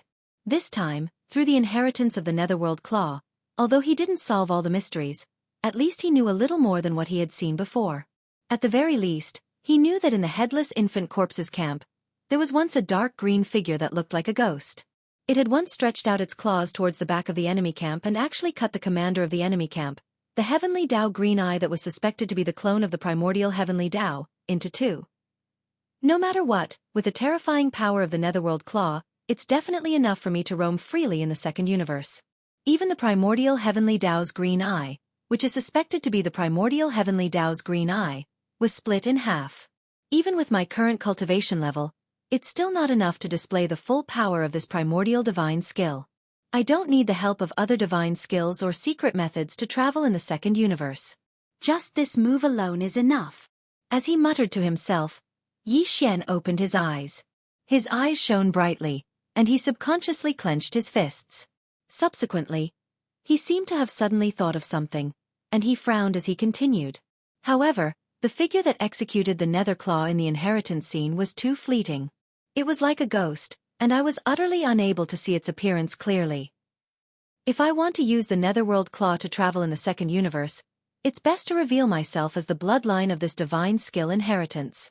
Only then will I not attract suspicion. Chapter 3397. Translator, Nyoibo Studio Editor. Nyoibo Studio, the ancestor of the Een Demon clan now, the data database of the devouring system in Yi Xian's body was far from what it used to be. After successfully completing 2 system competitive missions in succession, the total amount of information stored in the devouring system's data database could be said to have increased explosively. It was several times richer than before. Yi Xian had previously discovered that the information in the devouring system's data database would only be updated when the host came into contact with a new substance. Every system host had different experiences, and the materials they had come into contact with were also different. Although most of them were similar, there were some that did not overlap. And even for those that were similar, different systems would obtain different data and information. Therefore, when the data database of Fairy Xianxia and Xiaoyaozi was replicated and updated by the devouring system in Yi Xian's body, the amount of data grasped by Yi Xian had greatly increased. Previously, even in the data database of the system in Yi Xian's body, there was no information about the Netherworld clan. However, after combining the data databases of the three systems, there was finally some information about the Netherworld clan. Although it was still not much, it was enough for Yi Xian to have a general understanding of the so-called Netherworld clan. What he did not expect was that the Netherworld clan was actually the ancestor of the Demon clan, a non-federal federation clan in the second universe. This made Yi Xian immediately think of Linghu Ju. Linghu Ju had not long ago returned to the Heavenly War Empire under the immortal dynasty of the Human Clan Science and Technology Camp in the third universe. He had colluded with the Barbarian Bull clan and the Demon clan. Although this matter was later left unsettled, the Barbarian Bull clan disassociated themselves, saying that they were used by Linghu Ju and had nothing to do with the Demon clan. However, during the exploration of the King of Medicine's remains, Linghu Ju joined forces with the Demon clan and finally took away the green jade ruler that recorded the entire inheritance of the King of Medicine. Since then, he had completely disappeared and never appeared again. If there were no accidents, he should have returned to the second universe. Perhaps he was in the ancestral land of the Demon clan. Yi Xian had guessed correctly. The green jade ruler that recorded the entire inheritance of the Medicine King was indeed in the ancestral land of the Demon clan. Right now, it was being studied by the clan leader and a group of elders. However, the jade ruler was not brought back by Linghu Ju to the Demon clan. That guy had died long ago. It was the elder of the Demon clan, Qi, who disguised himself and took the Cyan Jade ruler back to the second universe. Since I've come to the second universe, I should settle my grudges with Linghu Ju. This guy is a descendant of the Linghu clan, yet he colluded with the second universe's Demon clan. This is truly a disgrace to the Linghu clan. After all, this young master has accepted a favor from the Linghu clan and used their name. Moreover, Mr. Hu has brought the other members of the Linghu clan to seek refuge in Triumph City. They can be considered one of us. No matter how you look at it, this young master has the obligation to clean up the clan. While muttering to himself, Yi Xian's eyes couldn't help but burst out with a cold light. What's more, when we were exploring the Medicine King's remains, Linghu Ju threw an undying and imperishable pearl into the farmer god cauldron. That's this young master's treasure from the desolate era. It's not a garbage dump. How can anyone throw something away as they wish? That undying and imperishable pearl was provided by the Demon clan. This matter, the Demon clan also has an unshirkable responsibility. What's more, long before this young master, the ancient Medicine King was the previous owner of the farmer god cauldron. Speaking of which, he can be considered this young master's senior brother. Since that's the case, how can this young master ignore the fact that senior brother's inheritance has fallen into the hands of the Demon clan? It doesn't make sense at all. In a sense, now that this young master has obtained the inheritance of the Netherclaw, I'm basically the successor of the Netherworld clan. This clan is the beginning of the Demon clan in the second universe. In other words, this young master's identity is now the ancestor of the Demon clan. My descendants are unfilial. As the ancestor, I naturally have to teach them a lesson and teach them how to conduct themselves and how to be this ancestor's grandson. In the end, Yi Xian felt that this was indeed the case and immediately became excited. In that case, it was obvious that he had to go to the Demon clan. Moreover, this time, he was going to show off his ancestry. Just thinking about it made him feel satisfied. However, before he went, in addition to mastering the Netherclaw, he also had to change his appearance. At the very least, in terms of appearance, he had to be extremely similar to the legendary Netherworld clan. In this way, coupled with the fact that he could use the Netherworld clan's bloodline ability, the Netherworld Claw, his identity would not arouse suspicion. After all, the Demon clan was an entire clan. If he went there alone, it would be somewhat dangerous. Of course, even if he went there as a member of the Netherworld clan, it was difficult to guarantee that there wouldn't be any trouble. After all, if an ancestor suddenly fell from the sky and wanted to sit on his neck and act like a tyrant, no one would be willing to do such a thing. However, Yi Xian had confidence in the power of the Netherworld Claw. In addition, if it really didn't work out, he still had other means. At the very least, there was absolutely no problem in terms of safety. Therefore, after some consideration, this matter was settled. Yi Xian decided that his first stop in the second universe was to go to the Yin Demon clan. After dealing with this clan, he would go to the Netherworld Turtle Sea. He actually had other considerations in mind. After all, the Netherworld Turtle Sea was too vast. It was an entire star domain. It was a little too difficult for Yi Xian alone to explore there and find clues to the ancient tortoiseshell. If he could subdue the entire Yin Demon clan before this and use the clan's power to do things for him, then his efficiency would be greatly increased. The probability of finding the ancient tortoiseshell would also be higher. Soon, Yi Xian focused again. His divine sense touched the dark green withered claw in the sky above his knowledge sea, and a wave of cold Yin energy instantly surged out. He wasn't in a hurry to change. Instead, he carefully pondered the mysteries within, like an old monk in meditation. After a full half a day, Yi Xian's form began to change. From a body of flesh and blood, he transformed into a body of energy that emitted a cold and obscure aura. This was the aura of the fleeting figure he saw in the picture of the inheritance of the Netherworld Claw.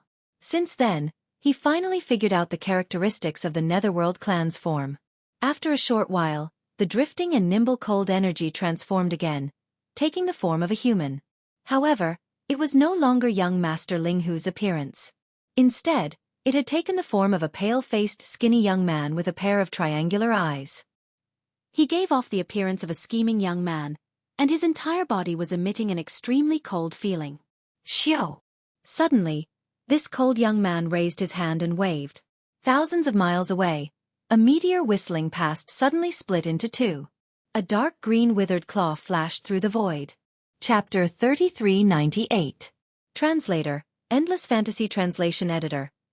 Endless Fantasy Translation. Evil weapon lustful smoke net. The Yin Demon clan lived in a cold place in the western star region of the second universe. It was located in the deepest part of this cold place, and its name was the Yin Nest. Because the Yin Demon clan was not a clan of the Federation, and because the members of this clan had always been sinister and evil, they were not well liked among the clans of the second universe. Not to mention the clans of the Federation, even the clans of the Federation did not like to interact with the Yin Demon clan. Therefore, the Yin Nest where the Yin clan lived was basically lonely all year round. Very few strong figures could be seen. At most, one would occasionally see one or two ghostly figures drifting by. These were all the members of the Yin Demon clan. After changing his form, Yi Xian even put away the Dongshu shuttle and did not hide his body anymore. Just like that, he used the appearance of a cold human male to cross the void of the second universe with his physical body and quickly rushed to the western star region where the Yin Demon clan's Yin Nest was located. Along the way, he occasionally gave orders to the devouring system in his body to activate the attached star communication system and connect to the star networks of the clans of the second universe along the way to obtain some information. Basically, all the clans of the second universe had joined the Wan Luo Federation. Therefore, the clans of the second universe had introduced and used the human race's technology. This could be seen from the fact that the strong clans of the second universe all had their own small private battleships and military fleets. However, the clans of the second universe's federation could not compare to the human race in terms of the use of the human race's technology and elements. Although their administrative planets also had star networks and even had the star superbrain as the central hub of the star network, they were all the most ordinary and low-level goods. This level of star network was simply unable to stop the invasion of Yi Xian's personal star communication system. It was as if he had entered an uninhabited land. He could easily obtain any information he needed. Moreover, it was done so flawlessly that not a single trace of it could be found. Yi Xian quickly understood the aftermath of the chaos that had happened in the heavenly star region of the third universe's heavenly war empire. Basically, it was similar to what he had predicted and did not attract too much attention from Yi Xian. The only thing that shocked him was the second outbreak of the universe zombies. This time, it was even more serious than the last time. The inexplicable appearance of the universe zombies had actually broken through the administrative planet and spread out in the boundless space of the universe. The planet that Tuoba Linfeng had first massacred had now exploded, causing a huge commotion in the human race and even in the three universes. Just like that, An entire administrative planet was silently massacred. No one was left alive. All the creatures were either torn to pieces, their limbs and flesh scattered all over the surface of the planet, or turned into terrifying cosmic zombies. Some of them were still wandering inside the stars, but some had the ability to fly and rushed into the void of the universe outside the atmosphere. They had already spread out and their footprints had covered a small area of the star sector. Strange, looking at the situation, this time the zombie crisis in the universe clearly started from this star, but this place is so far away from the Heavenly War Empire where the zombie crisis first broke out, this doesn't make sense. Analyzing this information, Xianxia's eyebrows were tightly knitted together.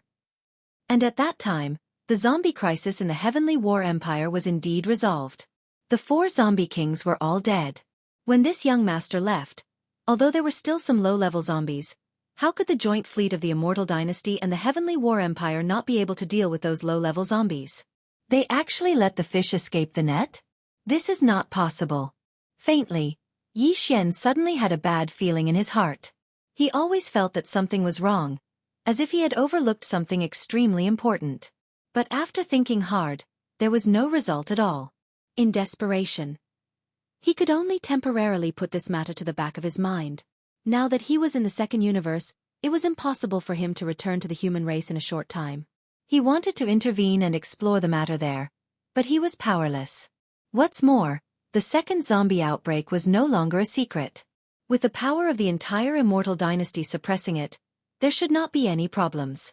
Taking a step back, if the entire Immortal Dynasty could not suppress it, with his own power, even if he returned to the third universe of the human race now, what could he do? Thinking like this, Xian quickly stopped thinking about this matter. Maybe when he returned to the third universe of the human race soon, this outbreak of the universe zombie crisis would have been completely suppressed. Who knows? In addition to this news, there was another piece of news that also caught Xian's attention, which made him quite interested. And the location of this news was not in the third universe, but in the second universe. A legendary evil weapon at the level of a primordial treasure was about to be born. This evil weapon was called Yanluo. It was said that Yanluo was a mysterious pink silk cloth that was only a foot in size. This treasure was woven from an unknown material, and it was impervious to water and fire. And there were some beautiful women embroidered on both sides of the silk cloth. They were all primordial existences whose spiritual sense had been absorbed by this treasure. It was said that after refining this treasure, there was a chance to shape the soul of the ancient demon that was sealed in the silk cloth, leaving only a trace of spiritual sense, so that it could reappear in the human world and be ready to serve. This treasure was one of the 9 legendary evil weapons of the primordial era. It was a legendary treasure in later generations, and countless strong people in the starry sky were scrambling for it. What made Xian speechless was that according to the rumor, the place where Yanluo was born this time happened to be the Sea of Hades turtles that he was about to go to later.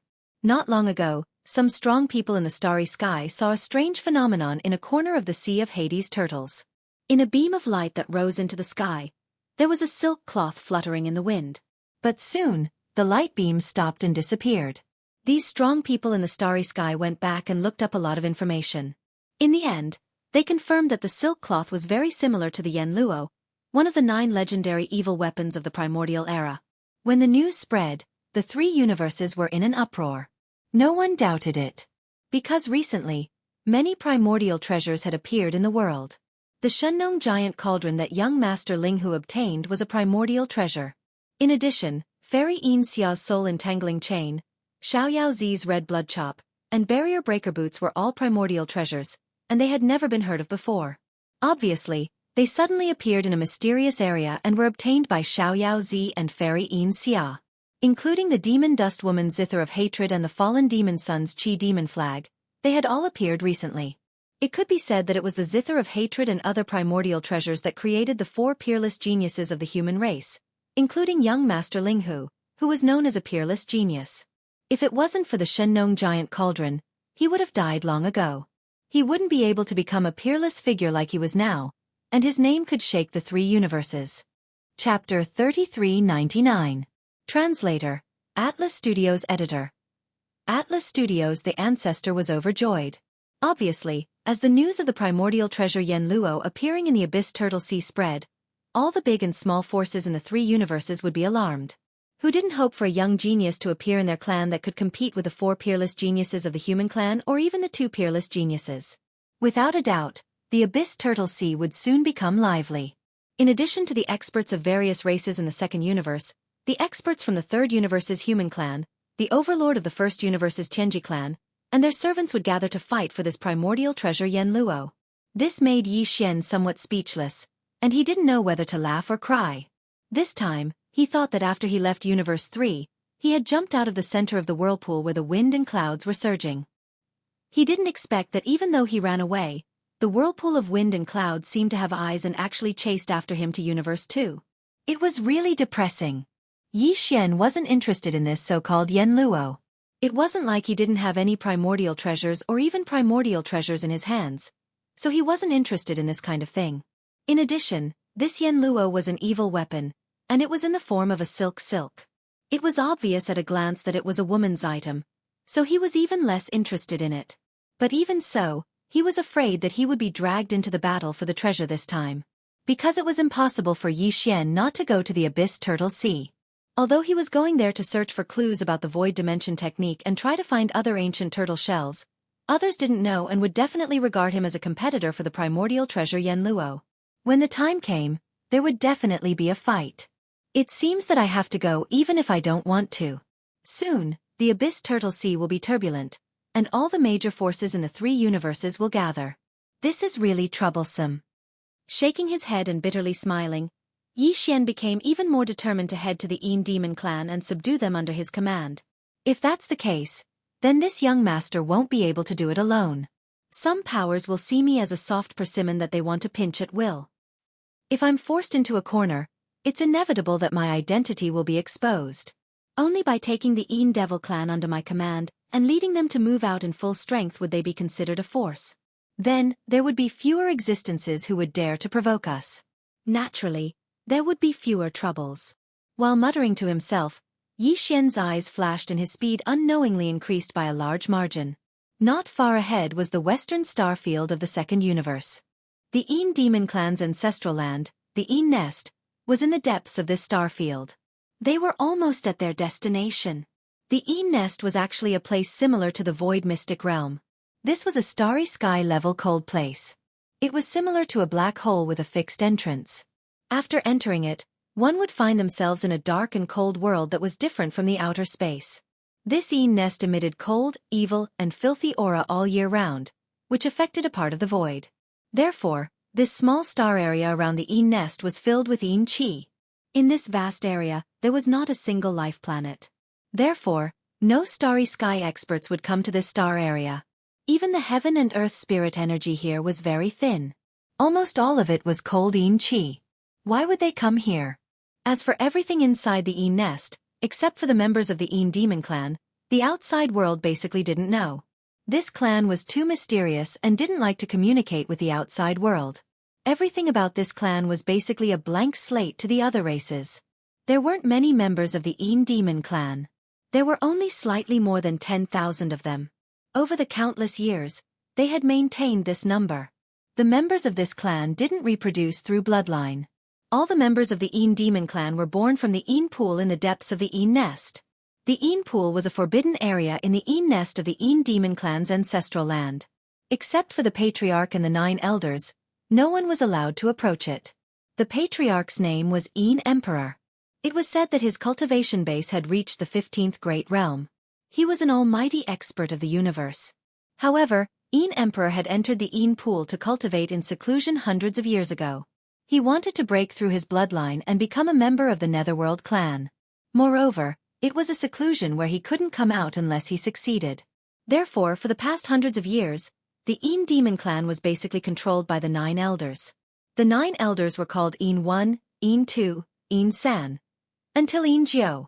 The Yin Qi who colluded with Ling Hu Ju and went to the Third Universe's Heavenly War Empire and brought back the Green Jade ruler that recorded the complete inheritance of the Medicine King was actually just a clone of the Yin Demon clan's old Yin Qi. Yin Qi's original body was the 12th Great Realm, the Void Realm. Among the 9 elders of the Yin Demon clan, Yin Qi, Yin Ba, and Yin Jiao were the 12th Great Realm, the Void Realm. Yin Si, Yin Wu, and Yin Lu were the 13th Great Realm, the Genesis Realm. Yin 1, Yin 2, and Yin San were the 14th Great Realm, the Cosmic Realm. The 9 elders weren't all in the clan. The three elders of the first grade, Yin Yi and Yin San, had left many years ago and weren't in the clan right now. The three elders of the second grade, Yin Si, Yin Wu, and Yin Lu, were either in seclusion to break through or outside. They were also not in the clan. For the past 100 years, the entire Yin demon clan was jointly controlled by the three elders of the third grade, Yin Qi, Yin Ba, and Yin Jiao. In other words, Yi Xian had to face more than 10,000 Yin demon clansmen and three elders of the third grade who were in the 12th great realm, the Void Realm, when he came to the Yin demon clan this time. As long as he didn't make too big of a commotion, the clan leader and the other two elders of the second grade who were in seclusion wouldn't be alarmed. Of course, Yi Xian didn't know this. He didn't even know the structure of the Yin demon clan's clansmen, nor did he know that the clan leader, Yin Emperor, was a supreme expert of the universe in the 15th great realm. Otherwise, Yi Xian wouldn't have dared to come to his door and call him his grandsons. Moreover, he would be calling him a nest of grandsons. Of course, this feeling was very good. Just thinking about it made him feel like he was floating. He had already decided that in the future, he would definitely look around and see if there were any descendants of the desolate ancient Wuxia clan in the Federation of the Second Universe. If there were, he could go and find a nest of grandsons. As for the Yinji clan, the Barbarian Bull clan, and the other top 10 clans of the Second Universe, they basically all had the desolate ancient bloodline. Yi Xian reckoned that he would definitely be able to find a corresponding ancestor's inheritance among the 106 9-pupil golden crystals in his possession. When he obtained the inheritance, he planned to go and find a nest of grandsons. These kinds of disciples and granddisciples were free anyway, so the more the better. In any case, Yi Xian wouldn't complain about having too many. When needed, he could use them as cannon fodder. Of course, everything had to start from the Yin demon clan. With excitement in his heart, Yi Xian soon arrived at the western star field of the second universe where the cold aura was at its peak.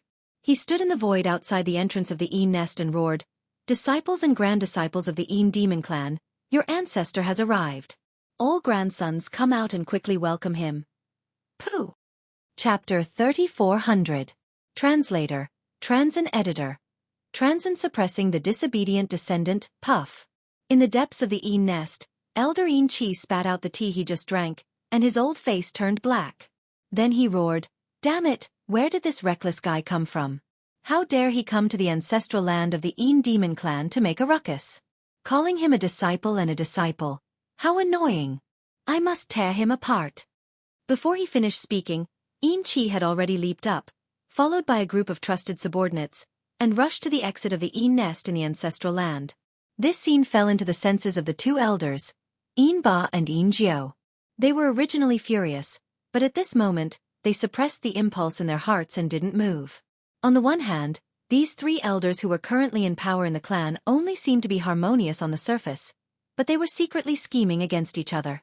Since Yin Qi had already taken action, the other two were not interested in going. On the other hand, it was just a reckless little thief who came to seek death. The three elders of the Yin demon clan were giving him too much face by taking action at the same time. After a short while, Yin Qi led a group of trusted subordinates behind him, a total of more than 100 clansmen of the Yin demon clan, out of the Yin nest's entrance and exit. Their figures floated in the void, and they pointed at Yi Xian angrily. They roared angrily, "Where did this little thief come from? How dare you come to my Yin demon clan to seek death? Quickly kneel and come forward, and I will leave you a complete corpse." At this time, Yi Xian had the appearance of a young human, with triangular eyes, a cold aura, and a pale face.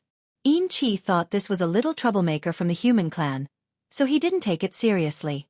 As he spoke, the corners of his mouth curled up into a ferocious smile. "How dare you, the ancestor is here, how dare you, an unfilial descendant, do this? You are simply disobedient and unfilial. I must suppress you today." Yi Xian felt great in his heart, but he didn't show it on his face. He suddenly sank, and at the same time he shouted. His shoulders slightly shook, and in an instant, he turned into a dark green mist that was faintly discernible to the soul. It was exactly the appearance of the figure he saw in the Netherworld Claw's inheritance. Although it had the shape of a human, it was obvious that it was not a physical body. Its entire body was covered in a thick dark green fog, and its face could be vaguely seen. Its eyes were also emitting two dark green lights that seemed to have substance. At the same time, an incomparably cold aura gushed out from Yi Xian's body. It was the effect of activating the dark green Hades claw that was hovering above his sea of consciousness. Nether. Nether body? This is impossible. On the opposite side, Xianxia's face instantly turned green, and he was dumbfounded. The shock in his heart was too great, and even his words were stuttering. The more than 100 trusted subordinates behind him were instantly petrified. As members of the Demon clan, they could naturally recognize the nether body. This was because there was a faint trace of the nether bloodline flowing in their bodies. At this moment, they did not even need to look at it. The vague feeling and suppression of the bloodline allowed them to understand it in their hearts. In fact, the reason why the patriarch of the Demon clan, Emperor, entered the forbidden area of the pool in the ancestral land's nest to cultivate in seclusion hundreds of years ago, was to seek a breakthrough and return his bloodline to its ancestral roots. From there, he could obtain some kind of powerful bloodline ability in the legends of the Nether clan. However, before the patriarch, Emperor, had succeeded in cultivating in seclusion, a pure Nether clan member had already appeared in front of them. This aura was definitely not wrong. The vague feeling and suppression at the bloodline level could not be faked. This person in front of them was indeed a pure Nether clan member. However, wasn't the legendary Nether clan already extinct in the later stages of the primordial era? They only left behind a mixed blood descendant, which was the current Demon clan. The aura of the Nether clan member in front of them was incomparably pure. He was not a mixed blood at all. Where exactly did he come from? Xianxia was confused as this question was tangled in his mind. When he thought about how, in a certain sense, this person in front of him was really his ancestor, he suddenly felt as if he was in a mess. It was inevitable for anyone who encountered this kind of situation. A stranger suddenly appeared, and you could be sure that he was your ancestor. What kind of nonsense was this? Before he could sort out the doubts in his heart, Xian spoke again. This young master was born in the later stages of the primordial era. At that time, I was still young and coincidentally met with the arrival of the Great Tribulation. I was sealed in an innately cold place by my father. I was finally born recently, but I was shocked to hear that my clan had already been annihilated in the long river of history. I was originally disheartened. Fortunately, I was shocked to hear that there was still a mixed blood descendant with an impure bloodline that had been passed down to this day. I came here with a little consolation. Originally, I wanted to recognize a group of disciples and grand disciples. At the very least, I wanted to pass down the bloodline ability of my Nether clan. I didn't expect you to be such a group of rebellious descendants. When you saw your ancestor, you actually wanted to kill me. This young master is truly bitterly disappointed. Forget it, forget it. In the end, you're just a bunch of mixed blood descendants with impure bloodlines. This young master is indeed too stubborn about this matter. It seems that the bloodline ability of my Nether clan, the Nether Claw that once cut the Heavenly Tao's green eye into two during the primordial era, will be completely severed from now on. When this young master passes away, this ability will become the last song of the starry sky. At the end of his speech, Xian seemed to have some thoughts. He turned his head and looked into the distance. He raised his hand slightly and waved it gently. Swish! Rumble! A peerlessly sharp sound of the air being torn apart resounded. Subsequently, in a space 5,000 kilometers away, a small star that was like a shooting star was strangely slashed by a strand of invisible netherworld energy, and it was split into two. Oh my god! Nether! Nether Claw? Seeing this scene, Xianxia was so scared that he almost sat down in the air. The expression on his face changed wildly once again, and a trace of boundless joy could be vaguely seen. This kind of ability was the most powerful ability of the Nether clan's bloodline. Now that Xian had displayed it in front of everyone, its power was exactly the same as in the rumors. Moreover, this person actually knew the secret of the Demon clan's teachings. It was recorded in the teachings that their clan's ancestor, the clan emperor of the Nether clan, had made a remarkable achievement during the primordial era. Once the Nether Claw was used, even the Heavenly Tao's green eye of the primordial era's will of the Heavenly Tao was cut in half. Apart from a group of elders and the clan leader, even the clansmen didn't know about this. Since this person could say it, there was no doubt about his identity. Moreover, from what he said, this person was actually the youngest son of the clan emperor of the Nether clan. He was sealed in an innately cold place and had only been born now. His origins were truly extraordinary. He had pierced through the heavens. Even if the clan leader, the Emperor, was here, he would immediately prostrate himself on the ground.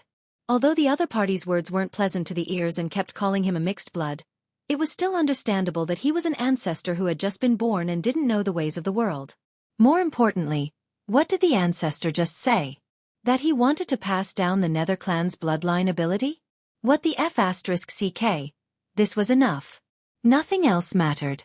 Chapter 3401. Translator, Atlas Studios Editor. Atlas Studios Boundless Longevity, plop. Ancestor, long live the boundless longevity. This unfilial descendant, Xianxia, has been disrespectful just now. Please punish me, ancestor. Xianxia eventually knelt down. Although they were in the void and the bodies of the Yin demons weren't solid, there shouldn't be any sound when they knelt down.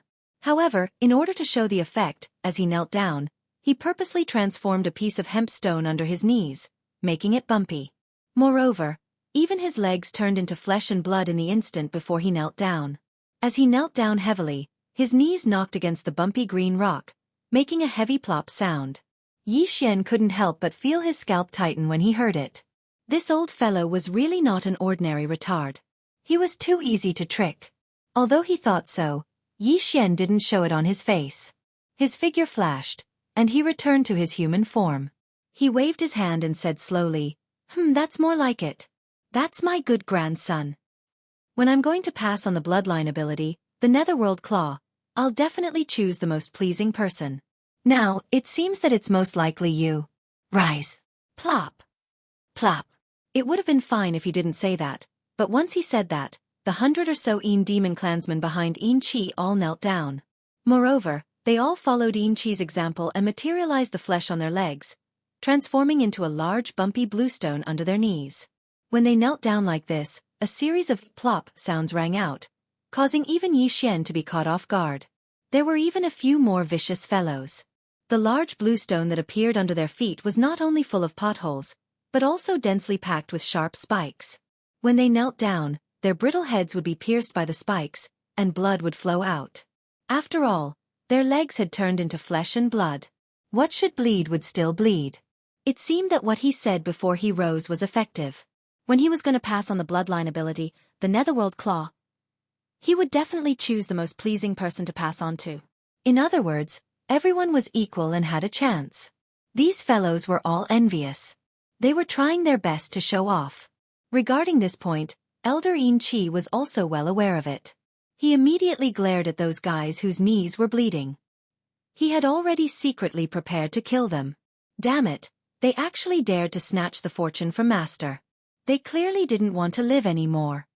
You guys, who the hell are you? Are you retarded? Xianxia's expression darkened, and he scolded on the spot. Kneeling and kowtowing is a gesture of sincerity. What's the point of doing this? All of you are already bastards. If you continue to do this, won't people laugh at this old ancestor's nest of Yin Devil clan descendants? Not only are they bastards, but they are also all stupid pigs? Wah, I'm so pissed off. Xianxia had also gotten into character. Previously, he had called himself the young master, but now that Xianxia had brought this group of Yin demon clan clansmen to kneel on the ground, he immediately called himself the ancestor. He spoke so sneakily. However, none of the people kneeling on the ground felt that it was harsh to the ears. Even the words bastards made them feel very comfortable in their hearts. At the very least, this meant that the ancestor before them had already acknowledged their identity as mixed-blood descendants. Damned fellows, how dare you provoke old ancestor? What if old ancestor's body is damaged from anger? Xianxia immediately stood up, and as he scolded, he raised his hands and slapped out two palms. These fellows with ulterior motives, I can't let you live. Boom. Boom. Two energy explosions sounded, and those two fellows exploded into a cloud of cold mist on the spot. Their consciousness dissipated, and they turned into ashes. As his trusted subordinates, they couldn't resist the huge temptation and dared to snatch the creation from him. This was clearly an ingrate, and he couldn't be allowed to live. Although Xianxia didn't say these words, the hundreds of Yin Devil clan subordinates who were kneeling behind him knew clearly. All of them trembled and didn't even dare to breathe loudly. All right, what did old ancestor say just now? Do I need to ask you to stand up respectfully? Xianxia sneered in his heart, but his expression darkened. He waved his hand, showing his displeasure. This group of fellows didn't dare to delay any longer, and all of them hurriedly got up. Yin bowed slightly and welcomed Yi Xian like a eunuch. He pointed at the entrance of the Yin nest and said, "Old ancestor, it's windy outside. It won't be good if you catch a cold. Please follow me home." All right, after all, they are old ancestors' descendants. Although they are bastards with impure bloodlines, they can be considered as family. Let's go in and take a look. Yi Xian seized the opportunity and didn't let it go. He took advantage of the opportunity to take advantage of the situation, and his heart was already bubbling with joy. However, he didn't plan to stop there. As he spoke, he seemed to casually mention it, but in reality, he was throwing it out and thinking about the treasures of the Yin demon clan. Coincidentally, this ancestor has just been born, so I don't know much about this world. It's quite boring, so I'll see what interesting things you unfilial descendants have to play with to pass the time. Yes, there are. Please, old ancestor. Hearing Yi Xian's words, Yin Qi hurriedly responded and bowed, leading the way in front. Old ancestor, don't worry. There are many interesting things. I'll send them to you in a while. Please don't mind. You know, we are just a bunch of useless bastards. We can't take out anything that can catch your eye. It's fine. As long as you have the heart. Yi Xian waved his hand but sighed in his heart. This bastard is so *king filial. Yin nest. Deep in the ancestral land. In the cave residence of the other two elders, Yin Ba and Yin Jiao. Yin Ba and Yin Jiao didn't pay much attention to the situation outside the Yin nest. It was just a reckless young human who came to make a ruckus. With Yin Qi's help, he would definitely die. They didn't have the time to care about this kind of thing. Therefore, they didn't know what happened outside at first. It was only when their subordinates reported the situation that Yin Ba and Yin Jiao suddenly stood up in shock and regret. What? The Netherworld clan's young master? He actually displayed the legendary bloodline ability of the Netherworld Claw in front of everyone? He instantly and silently cut a small meteor thousands of miles away into two halves? Wahaha, we've really suffered a huge loss this time. A living ancestor has come knocking on our door, and he actually said that he would choose the one that he liked the most, and that he would impart the bloodline ability, Netherworld Claw.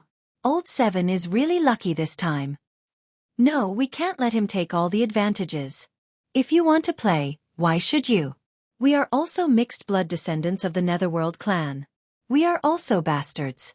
We also have to kowtow to the old ancestor. Chapter 3402. Translator, Henyi Translations Editor.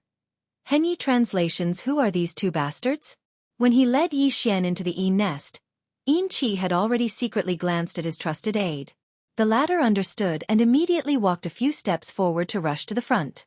Yin Qi could tell that this Netherworld race's young master ancestor had just been born. He was not very shrewd and was easy to coax.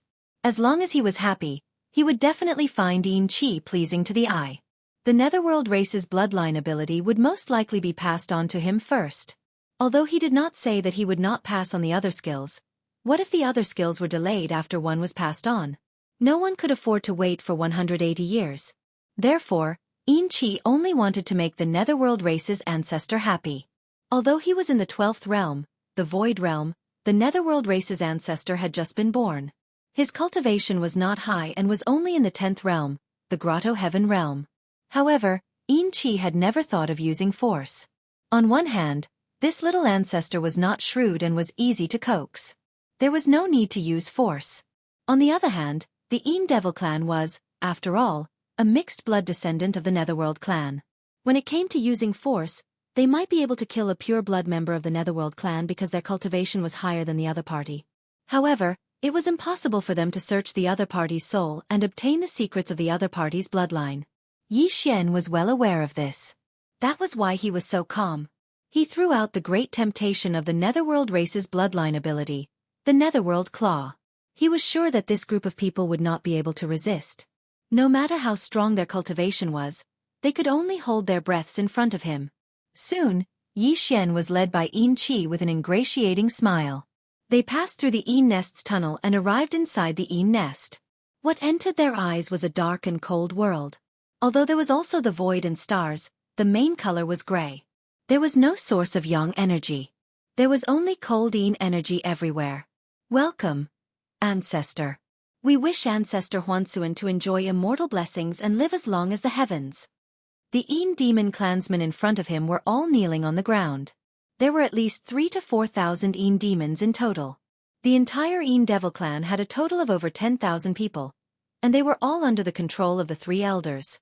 7 Yin's lineage had 3,000 to 4,000 people, and all of them were present, kneeling here. Needless to say, Yin Qi really knew how to arrange things. It was as if he could tell that Yi Xian liked this kind of extravagance, so he arranged things to suit his taste. If Yin Qi knew that the reason why Yi Xian liked this kind of extravagance was because he saw these bastards being taken advantage of by him, and they were so willing, crying and shouting as if they wanted to die, that was why he felt so happy and comfortable. Yin Qi would probably explode on the spot and spit out blood. Hey, what are you doing? What's the point of making such a big show of extravagance? This ancestor has always kept a low profile, and I don't like this the most. Yi Xian was so happy that he almost floated in the air when he saw the Yin demon clansmen kneeling in front of him. Although he said that he liked to keep a low profile, he had already soared into the air and arrived in front of the group of people kneeling, enjoying their worship. He wasn't in a hurry to get them to stand up. First, he smiled and swept his gaze over these guys. Finally, he gently waved his hand and said, "All right, that's enough. Bastards, get up." Thank you, Ancestor. We wish Ancestor Huansuan to enjoy immortal blessings and live as long as the heavens. These bastards were all beaming with joy. Ancestor Huansuan had seriously glanced at them just now. Everyone felt that they had caught the Ancestor Huansuan's eyes, and they might even be remembered by the Ancestor Huansuan. It was just a matter of time before they would have a meteoric rise. Overjoyed, these guys all got up one after another. They didn't dare to block the path in front of them, and took the initiative to retreat to the side, looking at him with burning eyes. Ancestor, this way please. Yin Qi could see that this young master of the netherworld race clearly liked this very much. Wasn't he so happy now that his mouth was all the way behind his ears? Thinking about it, it was normal. He was the young master of the powerful netherworld race in the Antiquity Age. Now that he was born in the current age, he found that the netherworld race had already declined. How strong was the sense of loss in his heart? Under such circumstances, it was rare for him to enjoy the noble treatment of those years in the nest of his bastard descendants. Naturally, he was happy. Since the ancestor Huansuan was happy, Yin Qi was naturally happy as well. He vaguely felt that he had already grasped the ancestor Huansuan's preferences. It seemed that the netherworld claw's divine ability couldn't escape and would definitely belong to him. Thinking of this, Yin Qi felt that his body was a little floating. On this side, just as the 3,000 to 4,000 subordinates of Yin Qi retreated far away, 2 groups of people immediately floated over like dark clouds in front of them. One on the left and one on the right, there were 3,000 to 4,000 people on each side. When they approached, they directly knelt down in front of Yi Xian. The 2 people in the lead were Yin Ba and Yin Jiu. After the 2 of them knelt down, their heads were lowered, but they each held a small space box in their hands. They raised it high and shouted, "Ancestor, Old 8 is here. Please forgive me. I have prepared some small things here. They are a meeting gift for the ancestor. It's the same for Old 9. They're not good things, but they represent Old 9's sincerity. I hope the ancestor Huansuan won't mind and accept them." Old 8? Old 9? Yi Xian was stunned for a moment. He subconsciously glanced at Yin Qi, who was beside him, and when he saw that his expression immediately darkened, he immediately understood. It seemed that these 2 fellows were the same as Yin Qi, clan elders of the Yin demon clan. They must have received the news and rushed over to flatter him. To put it bluntly, their ultimate goal was to win his favor so that they could obtain the inheritance of the netherworld claw. Thinking of this, Yi Xian immediately calmed down. As long as the other party had this intention, they would be firmly controlled by him. Moreover, there was Yin Qi, who was deeply poisoned, beside him now. Even if the 2 in front of him didn't fall for his trick, with Yin Qi around, they couldn't do anything to him. Thinking of this, Yi Xian's face darkened. He raised his hand and patted his chest, saying, "Who are these 2 bastards?" They suddenly rushed out and led a group of people to kowtow. This ancestor Huansuan was so scared that his heart almost jumped out of his chest. This was originally something that Yi Xian said casually to take advantage of the situation again. He didn't expect that when it reached Yin Ba and Yin Jiu's ears, it was no different from the sound of nature. The two old fellows immediately grinned and were incomparably excited as if they had been injected with chicken blood. They fought to be the first to reveal their identities and express their loyalty. Yes, yes, yes. The ancestor is so perceptive. Aren't the two of us bastards? Your mixed blood descendant, your seed, is short for bastard. This is what it means, ancestor Huansuan, right? The one beside you is the bastard old 7, this is the bastard old 8, and I'm the bastard old 9. We're all your seed.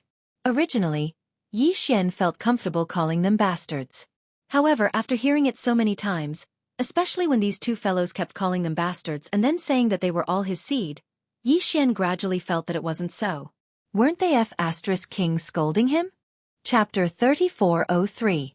Translator, Atlas Studios Editor. Atlas Studios getting the Medicine King inheritance. Yi Xian felt awkward when he thought about how these bastards had brought him in as well. His face couldn't help but darken. Yin Qi, who was watching from the side, was overjoyed when she saw Yi Xian's unhappy expression. Just as she was about to jump out and attack Yin Ba and Yin Jiu to establish a bad first impression of them in the eyes of the patriarch. However, these two fellows were quick to react. Seeing that the situation was not right, they quickly changed the topic and opened the small space box in their hands in an extremely nimble manner. Walala! Ding ding dang dang. In an instant, all the treasures in the two small space boxes poured out and piled up into two small hills in the void. A lot of strange clanking sounds rang out, and all kinds of dazzling brilliance burst out. The surrounding Yin demons all stared at them. Even Yi Xian's eyelids couldn't help but twitch. There were some heaven and earth treasures and rare minerals that even he didn't have. As expected of the two elders in charge of the Yin demon clan, they spared no expense for the nether claw. They were indeed generous. At this moment, seeing Yi Xian's eyes lit up when he saw the two small hills of various heaven and earth treasures, rare minerals, cultivation resources, and even finished products in front of him, the two elders were immediately invigorated. They immediately stood up and waved their hands behind them. The 6,000 to 7,000 Yin demons immediately retreated silently. On the other hand, Yin Ba and Yin Jiu surrounded Yi Xian from left and right. Each of them seemed to have been injected with chicken blood as they excitedly introduced the two small piles of treasures to him. Look, Patriarch, this is the Wuji gold crystal, the best material for refining weapons. This is the Phoenix bloodgrass, the best material for refining medicine. It is said that the 14th level liquid of the human race's science and technology faction requires this material. Of course, that is the formula in the derivation. The human race has no use for it, and only the 11th level liquid has been created. What? You don't know what the 11th level liquid is? Oh, by the way, you've just been born, so it's normal that you don't know about this. The 11th grade liquid is a kind of body-refining medicinal liquid refined by the human race. As they spoke, Yin Ba and Yin Jiu kept the two small hills of treasures in front of Yi Xian back into the small space box. Finally, he stuffed the small box into Yi Xian's hands and said fawningly, "Ancestor, with your experience, these little things naturally won't catch your eye. However, they are novel and interesting. Take your time to play with them. We'll gather more for you later." Yes, yes, yes. We are your most loyal bastard descendants. You must remember us, bastard old 8 and bastard old 9. Old 8, you guys, have gone too far. Before Yin Ba and Yin Jiu could finish their words, Yin Qi, whose face was as gloomy as water, could no longer hold it in and suddenly shouted, "Didn't you see that I, old 7, was the one who brought the patriarch into the sect? I haven't even had the time to say anything yet. What do you mean by this? Isn't it just a bunch of broken things? Don't tell me I don't have them?" As he spoke, Yin Qi coldly snorted and took out a small spatial box from his bosom. He handed it over to Yi Xian with a smile and said in a fawning manner, "Ancestor, little 7 has a lot of these things as well. We don't care about them. Hee, and they don't have what little 7 has. Hey, this green jade ruler is an item from the primordial era. It is said that it was left behind by a medicine king in the primordial era. It records the entire inheritance of the medicine king. This is a good thing. Little 7 hasn't had the time to study it yet. He just got it not long ago." Oh, of course. To old ancestor, this is just a small broken jade ruler. However, it is an item from the primordial era after all. Old ancestor, you can more or less feel close to it since it came from the same era. At this point, the faces of Yin Ba and Yin Jiu were already filled with disdain. This old thing was too shameless. In order to curry favor with them, He even took out the Medicine King's inheritance that he had just obtained, which he had flaunted in front of them after returning, but did not even allow them to touch it. The key was that he said little 7 as if he was a little follower. He cursed his neighbor and wanted to take the old ancestor for himself. He was simply too shameless. Nonsense. How is this an item from the primordial era? Yi Xian was overjoyed, but he didn't show it on his face. He rolled his eyes and said, "How can this old ancestor not see the aura of the primordial era? This is at most an item from the primordial era, but it's close to the later stage of the primordial era." This old ancestor sighed when he saw it. "It's not a bad idea. Little 7, you're a good bastard, a good bastard."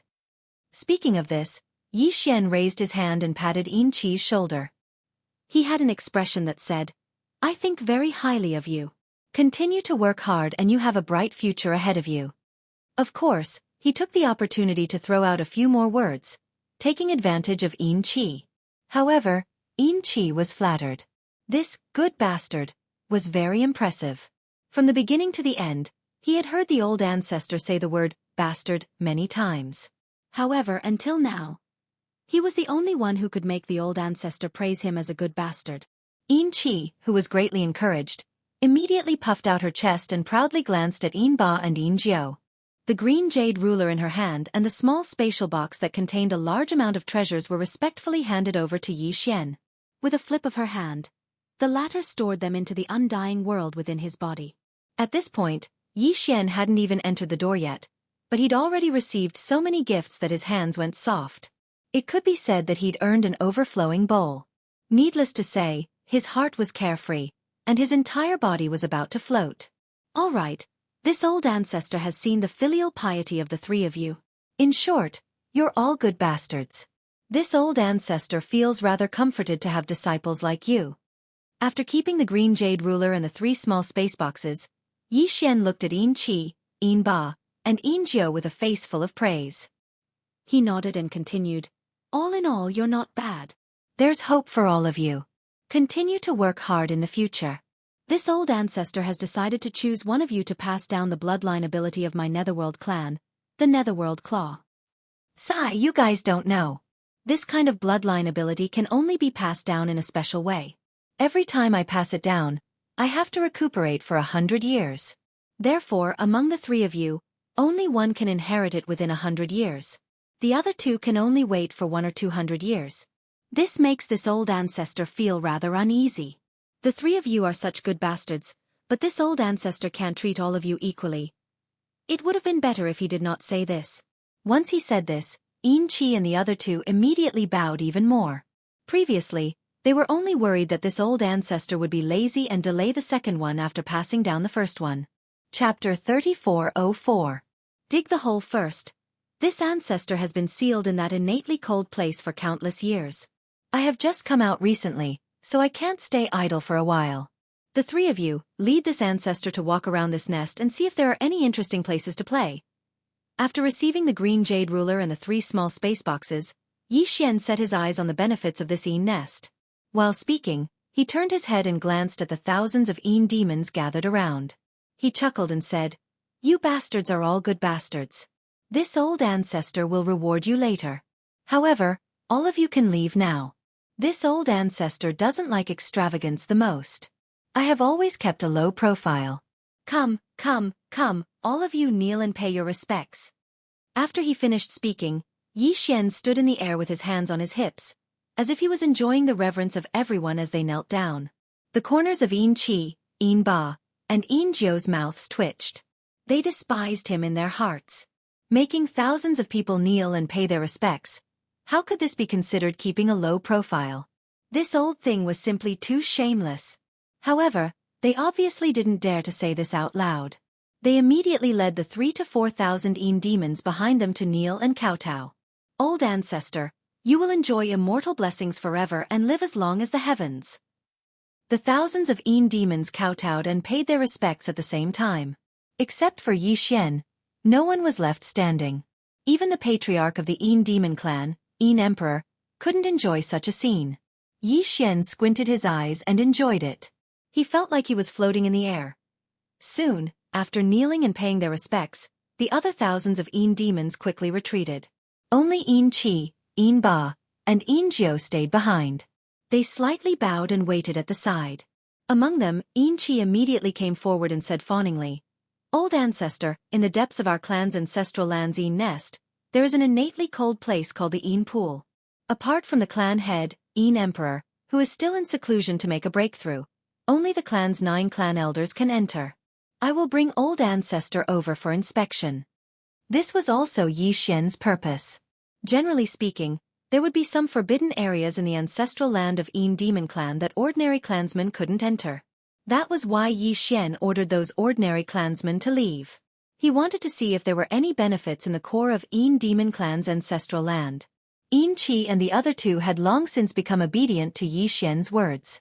Their minds were constantly thinking about that sentence that could only be passed down once in 100 years.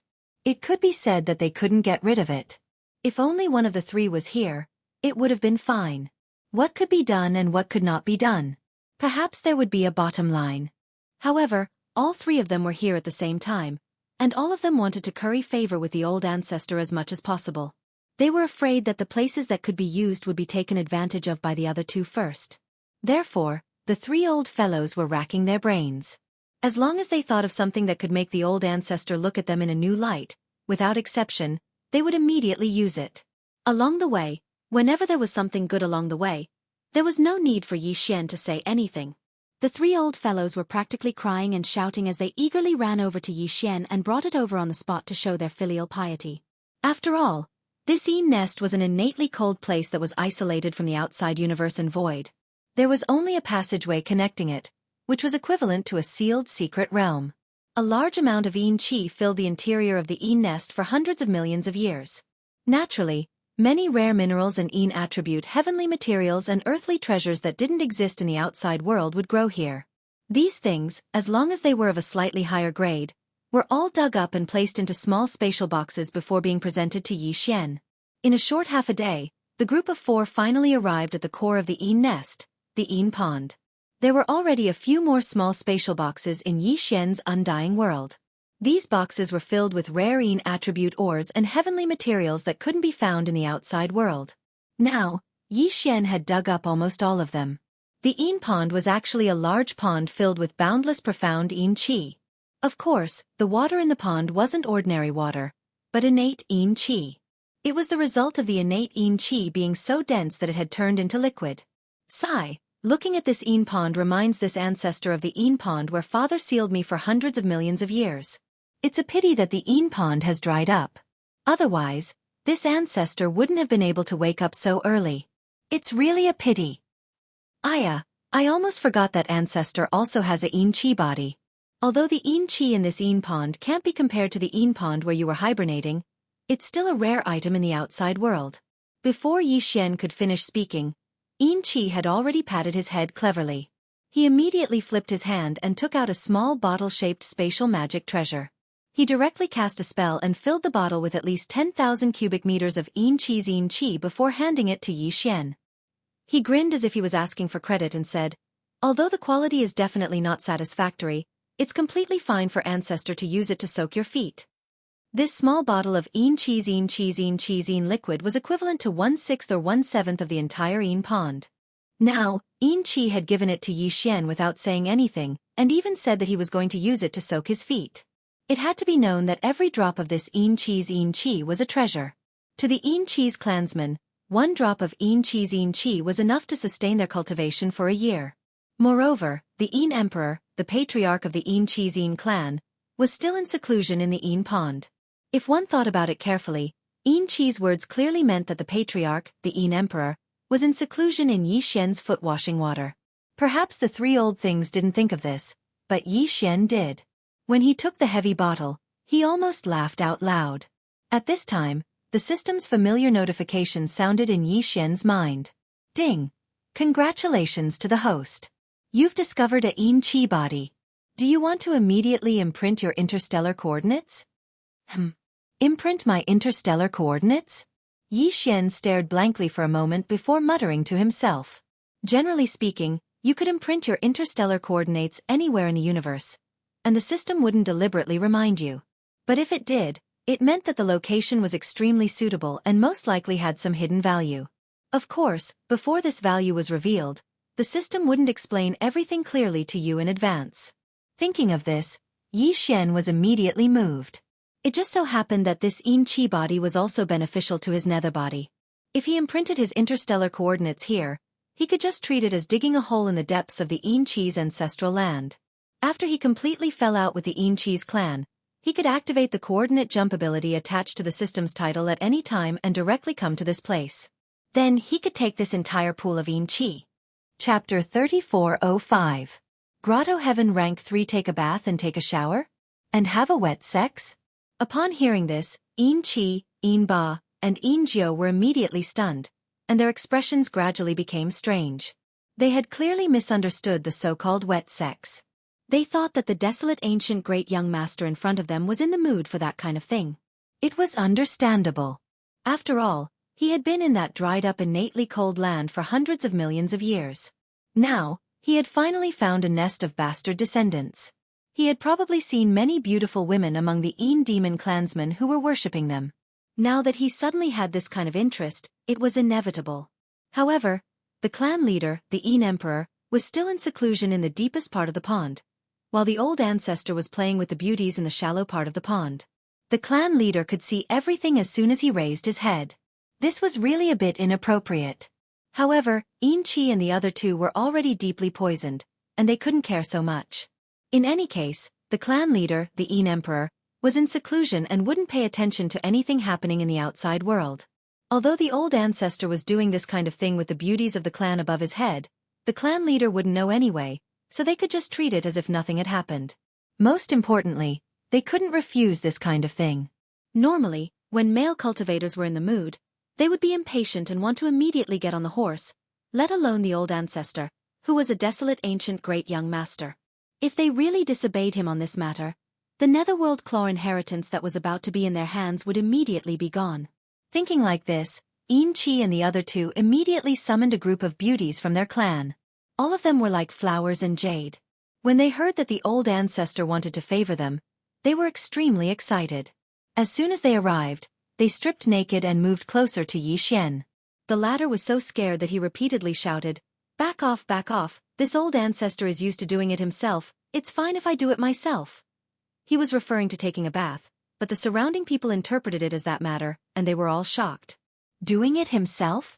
After all this time, the old ancestor was actually a lover. It was no wonder.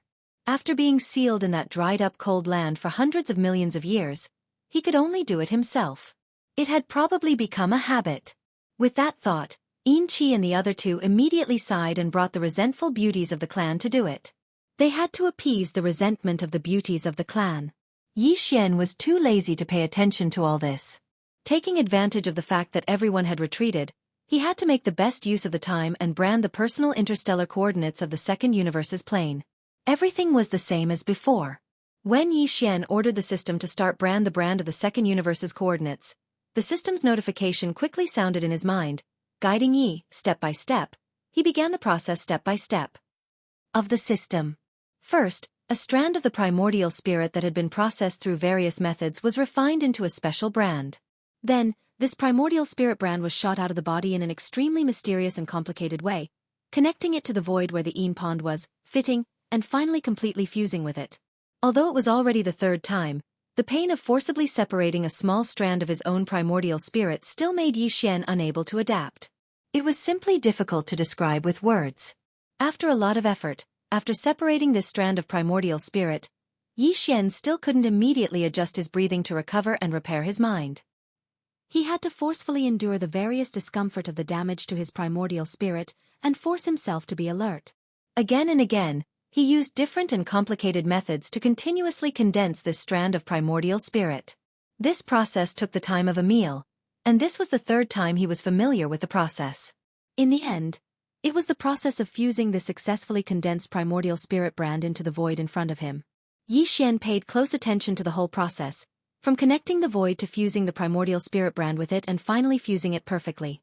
In the end, he didn't dare to relax in the slightest from beginning to end, and even his whole person was a little on edge. After a total of half a day's work, His personal space coordinates in the second universe finally perfectly fused into the void where the Yin pond was located. After a flash, it completely stabilized and disappeared, and even Yi Xian couldn't catch it. During the whole process, he wasn't disturbed at all. Although there was a Yin demon clan leader at the bottom of the pool, that old guy was in closed-door training, and all his thoughts and feelings were sealed in his body. Even if someone walked up to him and farted in his face, he wouldn't have any reaction. To Yi Xian's surprise, after this personal space coordinates of the second universe were branded, a familiar system prompt sounded in his mind. There were 2 prompts, and one of them was related to a breakthrough in cultivation. Ding! Congratulations to the host for successfully branding your personal space coordinates. Ding! Congratulations to the host for a breakthrough in the realm of Qi and blood. Current realm. Level 3 of the Tao Insight realm. A breakthrough. Yi Xian was stunned, and then he was pleasantly surprised. Soon he understood. After all, he was soaking in this Yin pond, and his whole body was bathed in a large amount of innate cold liquid. Moreover, his current state was the nether body, which was activated by the nether claw. For the nether body, this kind of innate cold Yin liquid was the best thing to temper one's body. Previously, when Yi Xian's nether body was imprinted with the coordinates of the second universe, he unknowingly started to cultivate. As a result, the cultivation level of his physical body was able to break through a small level, so naturally, he was able to succeed. This was a pleasant surprise, and Yi Xian was very happy. This trip to the Yin nest was really not in vain. Not only did he get back the green jade ruler, which recorded the complete inheritance of the Medicine King, he also obtained a large amount of heavenly treasures and earthly treasures of the Yin attribute and rare minerals. Moreover, he obtained 10,000 cubic meters of innate cold liquid. Even his cultivation realm had a small breakthrough when he was branding his personal space coordinates in the second universe. However, at this point, he had almost obtained all the benefits in the Yin nest. He had already soaked in the core of the ancestral land, so what good things could there be that they did not take out? Thinking of this, just as Yi Xian was about to get up, thinking that there was no more benefit in the Yin nest, a familiar system notification sounded in his mind again. Ding! Congratulations to the host for discovering an undying imperishable bead. Do you want to collect it immediately? Undying imperishable bead? Yi Xian was startled and immediately frowned. It seemed that the undying imperishable bead that Ling Hu Ju threw into the Shenong cauldron was indeed taken from the Yin demon clan. Besides that one, there was actually another one in the core Yin pond of the Yin demon clan's ancestral land. This item could be considered a rare treasure. Although it was not a good thing, it could not be left in the hands of the enemy. The threat was too great. Yi Xian did not hesitate to collect it immediately. Chapter 3406. Sea of Abyss Turtles. After the second undying imperishable pearl was collected by Yi Xian, it was directly thrown into the Shenong cauldron in his undying world. It was suppressed at the bottom of the volcano in the central region of the cauldron, just like the first undying imperishable pearl. This kind of thing was too evil. Yi Xian didn't dare to touch it. Even if he kept it in his undying world, he didn't dare to touch it. It was too evil. After doing all this, the entire Yin demon race really didn't have anything to gain anymore. The various cold attribute treasures and rare ores in the Yin nest had already been dug up by Yin Qi, Yin Ba, and Yin Jiao and given to him. Even the treasures and resources in their hands were the same. Even the forbidden Yin pool had been filled with nearly 1/6 of the innate Yin cold liquid by Yin Qi and handed over to Yi Xian. Although there was still a large amount of cold Yin liquid left behind, Yi Xian had already imprinted his interstellar coordinates here. In the future, if he wanted to wipe them all out, he could come over at any time. He didn't need to worry about this. This was simply like a swarm of locusts passing through, or even worse. However, whether it was Yin Qi and the other Yin Demon Clan elders or the other Yin Demon Clan members, they were all willing to do this. Other than Yi Xian, there was probably no one else who could do such a thing. In their eyes, the greatest treasure now was Yi Xian himself. He was the legendary young master of the Netherworld race. As long as he was happy, he could pass down the bloodline ability of the Netherworld race.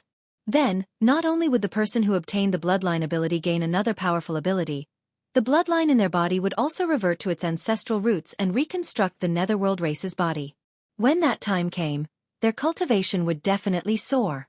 If it wasn't for this, Yin Qi, Yin Ba, Yin Jiao, and the other 3 Yin Demon Clan elders wouldn't have been so willing to let Yi Xian exploit them so wantonly. Seeing Yi Xian walk over from the direction of the Yin pond with a refreshed expression, Yin Qi and the other two clan elders, who had just finished their absurd conversation with the group of girls in their clan, immediately had strange expressions on their faces. They couldn't help but sigh in their hearts. The old ancestor was indeed different. After doing that, he was even more energetic than before. This was really like seeing a ghost. As he muttered to himself, Yin Qi seemed to have suddenly discovered a new continent. His eyes instantly widened as he sucked in a breath of cold air. He stared at Yi Xian and said in shock, "Ancestor, your cultivation level." "Oh, I just took a bath and felt good, so I broke through a small level." Yi Xian didn't think much of it and casually replied, "What? So good that he directly broke through his cultivation? F***. What kind of realm was this? Could it be that the old ancestor had trained a sharpshooter in that dried-up, innately cold land? Was realm breakthrough achieved by shooting? They had no choice." As these thoughts flashed through their minds, Yin Qi and the other two's faces were filled with admiration. In all honesty, they were not pretending this time, but from the bottom of their hearts. An existence that could break through the realm with a single shot was unprecedented. The ancestor could be considered a freak, and he was probably not inferior to the two peerless freaks of the human clan. At least, they hadn't heard of those two having this ability. After taking all the benefits from the Yin nest, the things that Yi Xian muttered in his mind had already changed. He had finished plundering everything, but the human resources were still there. Tens of thousands of Yin demon clan clansmen, if they all came out of the nest and followed him to the Nether Turtle Sea. Just thinking about it made him extremely excited. It was one thing to have a group of hired thugs, but the most important thing was that these hired thugs were treating him like an ancestor. That was a totally different matter. If anyone wanted to cause trouble, he or she would have to kill over 10,000 Yin demons first. This was definitely the rhythm of running amok in the sea of hellish turtles. After all, the Yin demon race was a notorious race in the second universe. The bodies of this race were extremely Yin energy with the cold attribute. They could transform into other races and switch between flesh and energy at will. As a result, it was extremely difficult to kill them. In addition, the members of this race were vengeful. Therefore, even in the second universe, where martial arts were fierce and life and death battles could be seen everywhere, very few people were willing to provoke the Yin demon race. "Sigh, your Yin nest is too small. This old ancestor can just walk around casually. It's really boring." Yi Xian deliberately sighed and continued, "Forget it. You guys just stay in the nest. This old ancestor will go out for a walk. Previously, I was sealed in that innately cold place for who knows how many years. I've long been bored out of my wits. I really can't sit still." Yes. This is only because of you, old ancestor. If it were someone else, they would have died of boredom. Old ancestor, you should go out more. It's rare for you to come out. Naturally, you should go out and see more. But after all, you just came out and haven't recovered your strength. You're only at the 10th level of the Grotto Heaven realm, 3rd level. There are so many bad people out there. In Little Nine's opinion, it's better for us bastards to take the 180 little bastards out with you. That's right. If old ancestor has any errands, it's better to have someone to listen to you. When they heard that Yi Xian was going to leave, Yin Qi, Yin Ba, and Yin Jiao immediately panicked. This old ancestor was a little unreliable. What if he didn't come back after going out? Wouldn't they cry when they came back? Thinking of this, they immediately made their decision. Each of them decided to take some subordinates of their race to follow the old ancestor. They could not only protect the old ancestor, but also keep an eye on him and not let this great opportunity slip away. It was like killing two birds with one stone. Bring 180 people to follow me? Oh, how dare this old ancestor make such a big show? Yi Xian immediately rolled his eyes. He waved his hand and said, "No need. This old ancestor appreciates the intentions of you bastards, okay? I don't need to trouble you to serve me all the way. Go do what you need to do." This was obviously sarcasm. Yin Qi and the other two were all old foxes. How could they not see it? However, the three of them didn't think too much about it because they had already made the first impression. This old fellow had an eccentric temperament. He was a desolate ancient hedonist young master who liked to show off the most. He obviously liked to show off, but he always said that this old ancestor had always kept a low profile. Now, He was obviously dissatisfied that this old ancestor was going out for an inspection with only a few hundred demon clansmen following behind him. This was a really shabby rhythm. Thinking of this, the three of them couldn't help but regret it so much that their intestines almost turned green. Their brains weren't bright. They actually forgot about the old ancestor's pretentious character in a moment of carelessness. This unexpectedly left a bad impression. It was simply not worth the loss. Thinking of this, the three of them immediately put on a smiling face and hurriedly spoke again in a hurry to remedy the situation. "Oh, old ancestor, look at what you're saying. You're going out for an inspection, so how can you not have a bunch of little bastards following you to serve you?" Yes, yes, yes. Hee, the 180 mentioned just now were referring to the delicate beauties in the clan.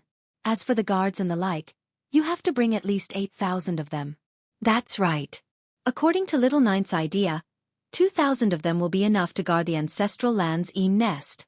The rest will all be dispatched together and follow the old ancestor out for an inspection. Chapter 3407. Nether Turtle Sea? What's that? A place where a bunch of old bastards take a bath? What's so fun about that? I'm not going. Hearing that these three fellows were tactful, they finally changed their words. They decided that other than leaving 2,000 demon clansmen to guard their nest, the other 10,000 clansmen would all follow him out. Only then was Yi Xian satisfied. Yi Xian was even more satisfied when they mentioned the Nether Turtle Sea. However, he didn't show it on his face. He waved his hand and rejected the idea. On the side, Yin Qi, Yin Ba, and Yin Jiao shook their heads and smiled bitterly. They wiped the black lines on their foreheads and then explained. "Forefather, you don't know. The Nether Turtle Sea is really not a place where a bunch of old bastards take a bath. The Nether Turtle Sea is the name of a star region. Just like the star region where my clan's ancestral land, the Nest, is located is called the Shadow Devil Star region. The reason why the Nether Turtle Sea is called this name is because the Nether Turtle clan's ancestral land is located in that star region. Since turtles were originally creatures of water, that star region is called the Nether Turtle Sea. The Nether Turtle clan is not a bunch of old bastards. They are also one of the top 10 clans in the Federation of the Second Universe. Of course, we don't care about the top 10 clans at all. They don't dare to offend us.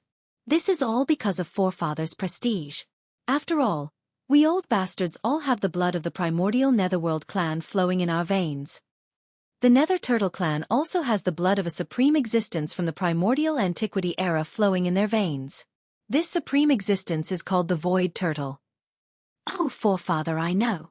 It's that bastard." Without waiting for the three old fellows to finish speaking, Yi Xian slapped his thigh, and an expression of enlightenment immediately appeared on his face.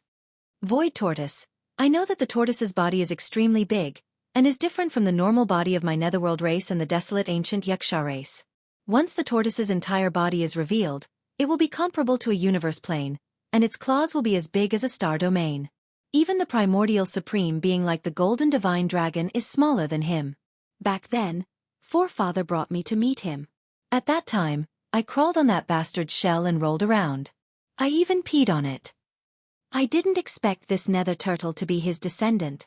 Speaking of which, the Nether Turtle clan has to call me ancestor when they see me. Back then, Emperor Father and that bastard were on the same side. It's a pity that I didn't participate in the battle because I was too young, so I was left in the ancestral land of the clan. Later on, I received news that Emperor Father's bloodline was defeated. I don't know the details. I only know that Emperor Father's eye of heavenly Tao was cut open by Emperor Father's nether claw. After that I was sealed. When I woke up again, it was already hundreds of millions of years later. I don't know if forefather is still alive. Is that bastard still alive? Is he still alive? Is he still alive? Is he still alive? Is he still alive? Is he still alive? Is he still alive? At the end of his speech, Yi Xian's eyes turned red. He pretended to be so that he could pave the way for what he was going to say later. On the other hand, Yin Qi and the others who were at the side were already stunned by the ancient secrets revealed in his words. They only knew a little about it from the genealogy of the Yin Demon clan. They knew that there were two huge camps in the primordial era and a mysterious great battle broke out. In that battle, the forefather of the Yin Demon clan, the Netherworld Great Emperor, used the supreme Netherworld Claw to cut the commander of the opposing camp, the Eye of the Heavens, who was suspected to be a doppelganger of the will of the heavens in the primordial era, into two. That was all there was to it. They were fascinated by everything related to that battle, but they didn't know anything about it. Now, when they heard their ancestor speak casually, they finally found out that their bloodline ancestor, the Netherworld Emperor, was actually on the same side as the Nether Turtle clan's ancestor, the Void Colossus, during that unparalleled battle all those years ago. Moreover, once the Void Colossus revealed its true form, it was actually even larger than an existence like the divine gold dragon, and a swing of its claw was capable of destroying an entire region. What was even more shocking was that the ancestor in front of them had actually rolled and peed on the back of the void giant turtle. TSK. TSK. TSK. Existences like the golden divine dragon and the void giant turtle were definitely the most powerful existences in the primordial era. The ancestor in front of them could pee on the back of the void giant turtle when he was still young. It could be seen that the Netherworld Great Emperor was also an existence of this level. As expected of the supreme existence that could split the commander of the enemy camp, the Eye of the Heaven Tao, who was suspected to be a clone of the primordial Heaven Tao, into two with a single claw. It was really heaven-defying and truly extraordinary. When they thought like this, Xianxia and the others were filled with heroic spirits. Even though they didn't know if the forefather of the Netherworld Great Emperor had perished, at least the young master, the ancestor before them, had survived. Moreover, he possessed the complete Netherworld Claw bloodline ability. Once it was passed down, the future of the Een Demon clan would simply be limitless. At least, compared to the Netherworld Turtle clan that was in the same camp as the Void Giant Turtle clan, they were really too lucky. When they thought up to here, Xianxia and the others couldn't help but feel slightly sad for the loss of the Netherworld Turtle clan, and they shook their heads and sighed before continuing to introduce the Netherworld Turtle clan to Yixian. Speaking of which, the Netherworld Turtle clan is really pitiful. I didn't know that their forefather was in the same camp as our Netherworld Great Emperor before, so I didn't feel anything. Now, I really can't bear it. That's right, the Netherworld Turtle clan actually has nothing to do with the so-called underworld territory. They are all living beings with flesh and blood. The reason why they are called Netherworld Turtles is because although they are alive, they are as good as dead, so they are called Netherworld Turtles. The bloodline inheritance of the Netherworld Turtle clan is said to be a kind of primordial void technique. It was originally engraved on an ancient turtle shell, and it was the clan's most precious treasure. However, the ancient turtle shell collapsed and was lost at some point in time. From then on, the Netherworld Turtle clan lost their bloodline inheritance, and even the spiritual sustenance of the clan was gone. However, the turtle clan has a long life, and all of them have become living fossils, just like living dead turtles, so they are called the Netherworld Turtle clan. If it wasn't for the long life of this clan and the existence of a few terrifying old monsters, I'm afraid they wouldn't even be able to rank in the top 10 clans of the Federation of the Second Universe and would have been exterminated long ago. Sigh, how pitiful. It was the first time that Yixian had heard these words, so the shock in his heart was rather strong. He hadn't even seen the Netherworld Turtle clan, yet he'd already felt a dejected and decaying aura assault his face just from the description of Xianxia and the others. When he thought about how these Netherworld Turtles were all descendants of the Void Turtle clan, even if they were bastards with impure bloodlines, they were more or less related, yet now they'd fallen into such a state. Instantly, it caused him to feel extremely uncomfortable in his heart. After all, he'd taken the Void technique to be his fundamental cultivation technique since a long time ago. If he really had to speak of it, it could be said to be of the same origin as these Netherworld Turtles. Chapter 3408. Keep strangers away now. Everything was settled. It was even to the extent that the objective of heading to the Nether Turtle Sea this time was decided in advance under the guidance of Yixian. Moreover, everything was done in a logical manner, and it didn't arouse the suspicion of Xianxia and the others at all. In truth, Xianxia and the others were extremely willing to be on good terms with the Nether Turtle clan. The Dark Turtle race was not one of the top 10 races in the Federation of the Second Universe, but in terms of overall strength, they were not far from the top. However, their clan's faith had been lost. All of the Dark Turtles had lost their clan's sacred tool, which was the ancient turtle shell. All of them were dejected and had long since stood aloof from worldly affairs. Therefore, they were ranked in the lower middle of the 10 greats. But in reality, because all the clansmen of this clan had long lives, they could live for millions of years. Therefore, although there were not many abyss turtles in the clan, only 1,000 or so, each and every one of them was a top-notch expert. Among them, there were several nether turtles at the level of living fossils that had not appeared in the world for hundreds of millions of years. It was as if the real turtles had died, but in fact, they were still alive. It was said that they already possessed cultivation strength that far exceeded the 15th Great Realm hundreds of millions of years ago. It was simply impossible to imagine what level they had reached now. It was precisely because of this that even though the Dark Turtle clan only had a total of over 1,000 clansmen, and all of them stood aloof from worldly affairs, they had always been ranked among the top 10 clans of the Federation of the Second Universe. Anyone would be willing to be on good terms with such a powerful race. However, in the past, the Een demon race wouldn't even dare to think about it. Firstly, they didn't have the foundation. Secondly, it was simply impossible. But it was different now. Their ancestor, Huan Ming, was an existence that had rolled and urinated on the back of the Nether Turtle clan's bloodline ancestor all those years ago.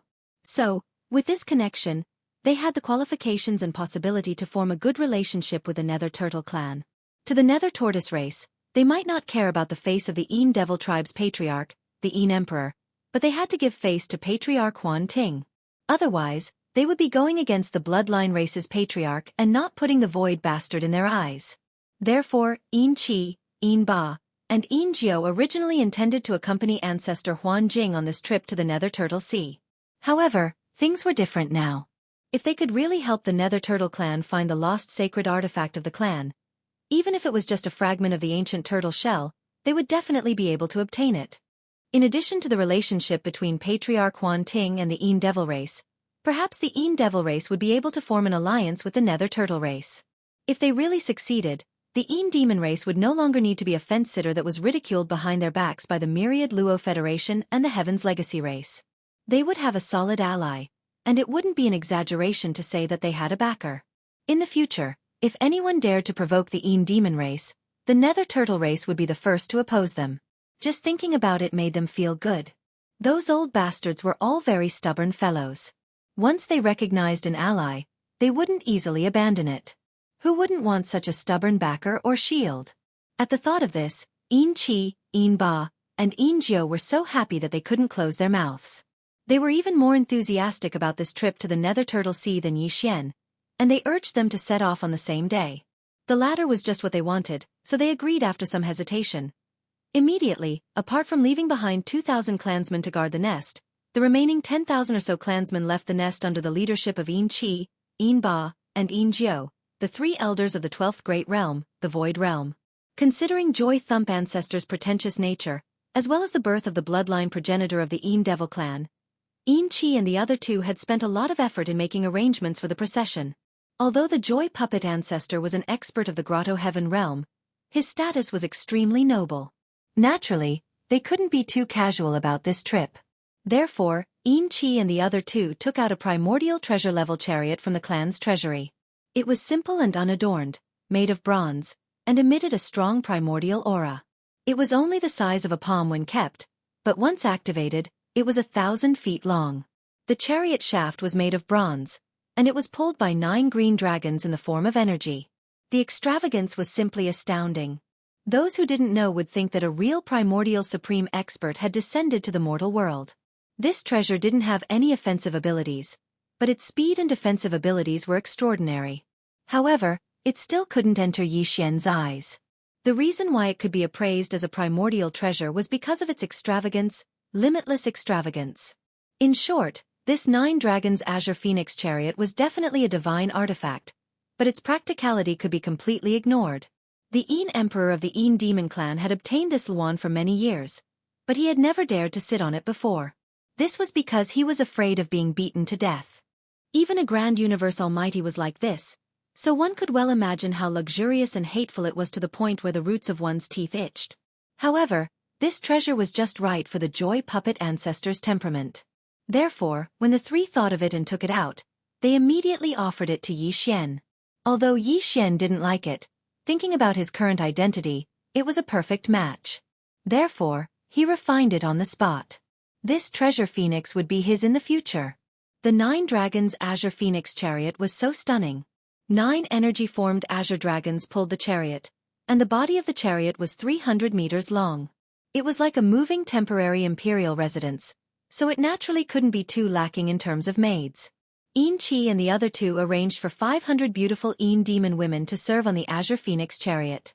There were countless kinds of spirit wine and spirit fruits, and there were many things that Yi Xian hadn't eaten before. It was simply too extravagant. After the 9 dragons' Azure Phoenix chariot, there was an army of more than 10,000 demons. They were orderly and awe-inspiring, and the leaders were 3 elders. This kind of extravagance was something that even the patriarch of the demon race, Emperor, couldn't enjoy. When the experts of the second universe saw this, they were all dumbfounded. They felt as if they had seen a ghost in broad daylight. As this huge and luxurious army gradually moved away, the news quickly spread. The entire second universe was in an uproar. All the powers and experts were secretly guessing who was inside this 9 dragons' Azure Phoenix chariot that made people feel so envious and jealous that the roots of their teeth itched. Who exactly was the supreme existence inside this 9 dragons' Azure Phoenix chariot? Especially the Azure Phoenix chariot, there was a huge flag with the word Huan written on it, which made people's imaginations run wild. However, no matter how the great powers racked their brains, they couldn't think of any supreme existence in the history of the demon race who had the word Huan in their name. Even in the second universe, among the supreme experts in the entire 3 universes, there was no one with the word Huan in their name. For a moment, the 9 dragons' Azure Phoenix chariot of the demon race, as well as the supreme existence with the word Huan in their name sitting inside the chariot, became a figure that stirred up a storm in the blink of an eye.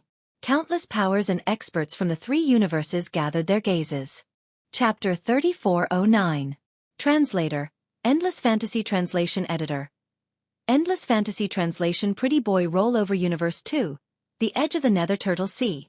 Ever since the news of the primordial evil artifact Yanluo being born here spread, the Nether Turtle Sea had become the focus of the 3 universes.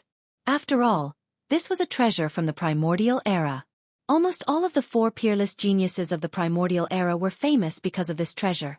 No force could underestimate the birth of the Yanluo. All of them sent their fleets and experts to fight for it. When Xianxia led the Demon Clan's army out of their nest and arrived at the edge of the Nether Turtle Sea, their surroundings were already in an uproar. The fleets of all the major forces spread out and covered a large area of the Nether Turtle Sea. This was the second universe, so among the fleets in the surrounding void space, the races of the second universe occupied the majority of them.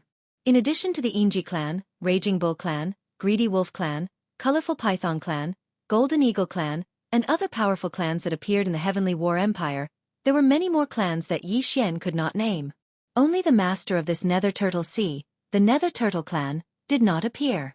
Other than that, there were the human forces from Universe 3. In the human technology camp, there were many forces from the Immortal Dynasty. In the gene cultivation fluid field, there were Bodhi Technology, Celestial Biotech, Shenong Gene, the Shenyuan, Huangfu, Nangong families from the 3 empires, the Tuoba, Gong, Chongyu, Duanmu Wu, and Shinta families, as well as the Huyen, Bailey, Pengcheng Pharmaceuticals, Life Genes, and other powerful forces. There were even more forces in other domains. As for the cultivation camp, the Tenju Celestial Palace, the mysterious Buddhist sect, and other large and small sects sent teams. Xianxia saw many familiar faces in these teams. Gong Wuxin, Wu Chenzi, Chou Doufu, Yu Xianlong, and so on. In the distance, there were 2 figures faintly discernible. They were Fairy Xia and Xiaoyao Zi. They had suffered a loss in the Heavenly War Empire and lost a lot of face. Even now, they were a little more low-key. In addition, the Wanluo Federation headquarters also sent 2 fleets. One of them was the Senlon fleet of the Federation's Overwatch Council. Its commander was still Xianxia's old enemy, Hongdou Laifeng. Other than that, the Great Prince Long Xiang was also in the fleet. In addition, the Crown Prince of the Heavenly War Empire, Zhan Lingfeng, who had been beaten up by Xian, and the Crown Prince of the Heavenly Chen Empire, Su Biqing, also appeared. As for the older generation, each of the 3 empires had sent ancestor Chen Kuan-level figures. On the Heavenly War Empire's side were Xian's old acquaintance, Old Devil Zhan Tu, and his old friend, the eyebrowless ugly ghost. These 2 guys chased Xian all the way to the second universe, but they lost track of him. In the end, they were unwilling to give up and just happened to hear about the birth of Yanluo, so they came to join in the fun. In addition, the Immortal Dynasty's Imperial Family Dormitory also had a dormitory elder of the 15th Great Realm. He was also Xian's old acquaintance, the last city lord of the Death Starfield's dormitory elder city, Long Ziwen. Seeing so many old acquaintances, Xian thought that Triumph City would also come to join in the fun, but in the end, he didn't see them at all after searching around. He didn't know if old devil Jianghu remembered his words and said that Triumph City was now focusing on development and making a fortune in silence. They wouldn't participate in other things. Or maybe that old guy calculated that he was already involved with this matter using his heaven measuring technique, so there was no need for him to lead a team to join in the fun. But in short, since Triumph City's team didn't come, Xian was relieved. Although there were many acquaintances around, except for the fleets of the Purplish Warbler, Duanmu Xiaocha, and Zhao Qianru, the three girls' families, Xian could casually destroy all the other forces and fleets without the slightest bit of psychological pressure. These were the forces and fleets that appeared on the surface, but they had already spread out over a large area of the void. In the dark, there were many other forces and races that were lying dormant. For example, the fleets of the Tianji clan and their slaves from the first universe. There were also other races in the second universe that didn't join the Myriad Luo Federation. Because these races didn't join the Myriad Luo Federation, even if they came, they would quietly lie dormant in the dark. The only exception was the Een Demon clan. They were definitely an anomaly. The Een Demon clan was originally more low-key and walked a sinister path. But this time, it was as if they were convulsing and were completely different.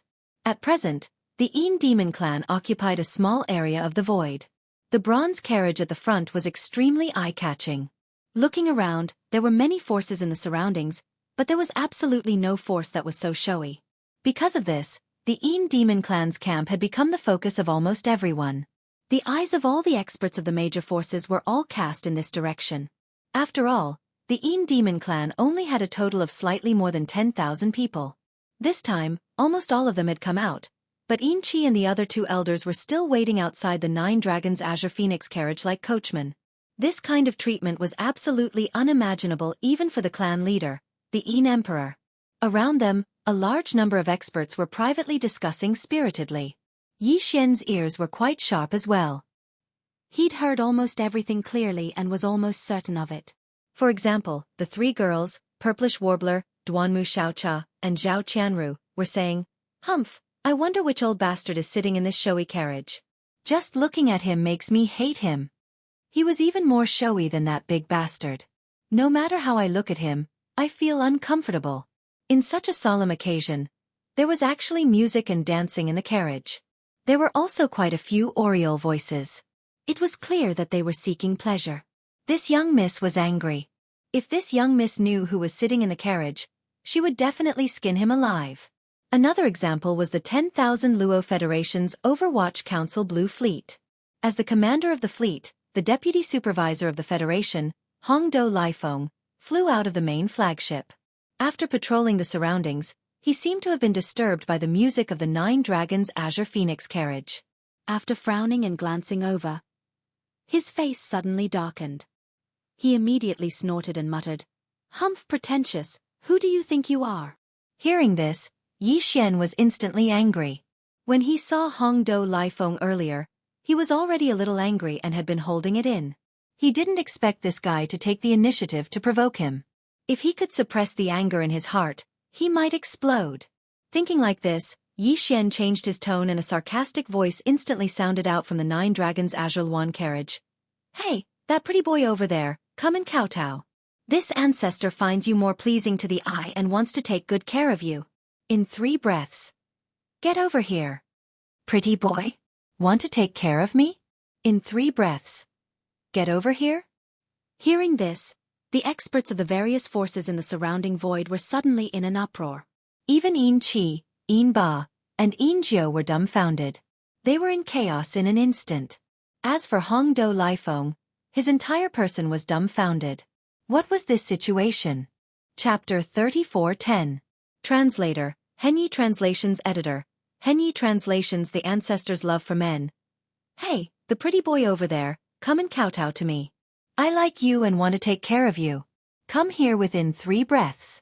As Yi Xian's sarcastic voice sounded out, the surrounding space instantly went into an uproar. The old monster in the Nine Dragons Blue Phoenix carriage of the Een Demon clan was actually an old pervert. Under such circumstances, he actually took a fancy to Hongdo Lifeng and wanted to take care of him on the spot? This was too shocking. Even Long Ziwen, Zhan Tu, Ancestor Wu Mei, and the other ancestor Qian Kuan were stunned. They stared blankly at the 9 dragons blue phoenix carriage that was surrounded by tens of thousands of demon clansmen. The surrounding void experts all had weird expressions on their faces. They looked at the 9 dragons blue phoenix carriage and then at Hongdo Liefeng. Their faces were full of ambiguity. To be honest, Hongdo Liefeng's appearance was indeed quite good. He was very pleasing to the eye. Although this person was a middle-aged expert in his 40s, he had a white face without a beard. Moreover, he had a head of elegant long hair and was quite handsome. He didn't like to speak, but he always gave people an incomparably calm and mature feeling. It wasn't too much to say that he was a pretty boy.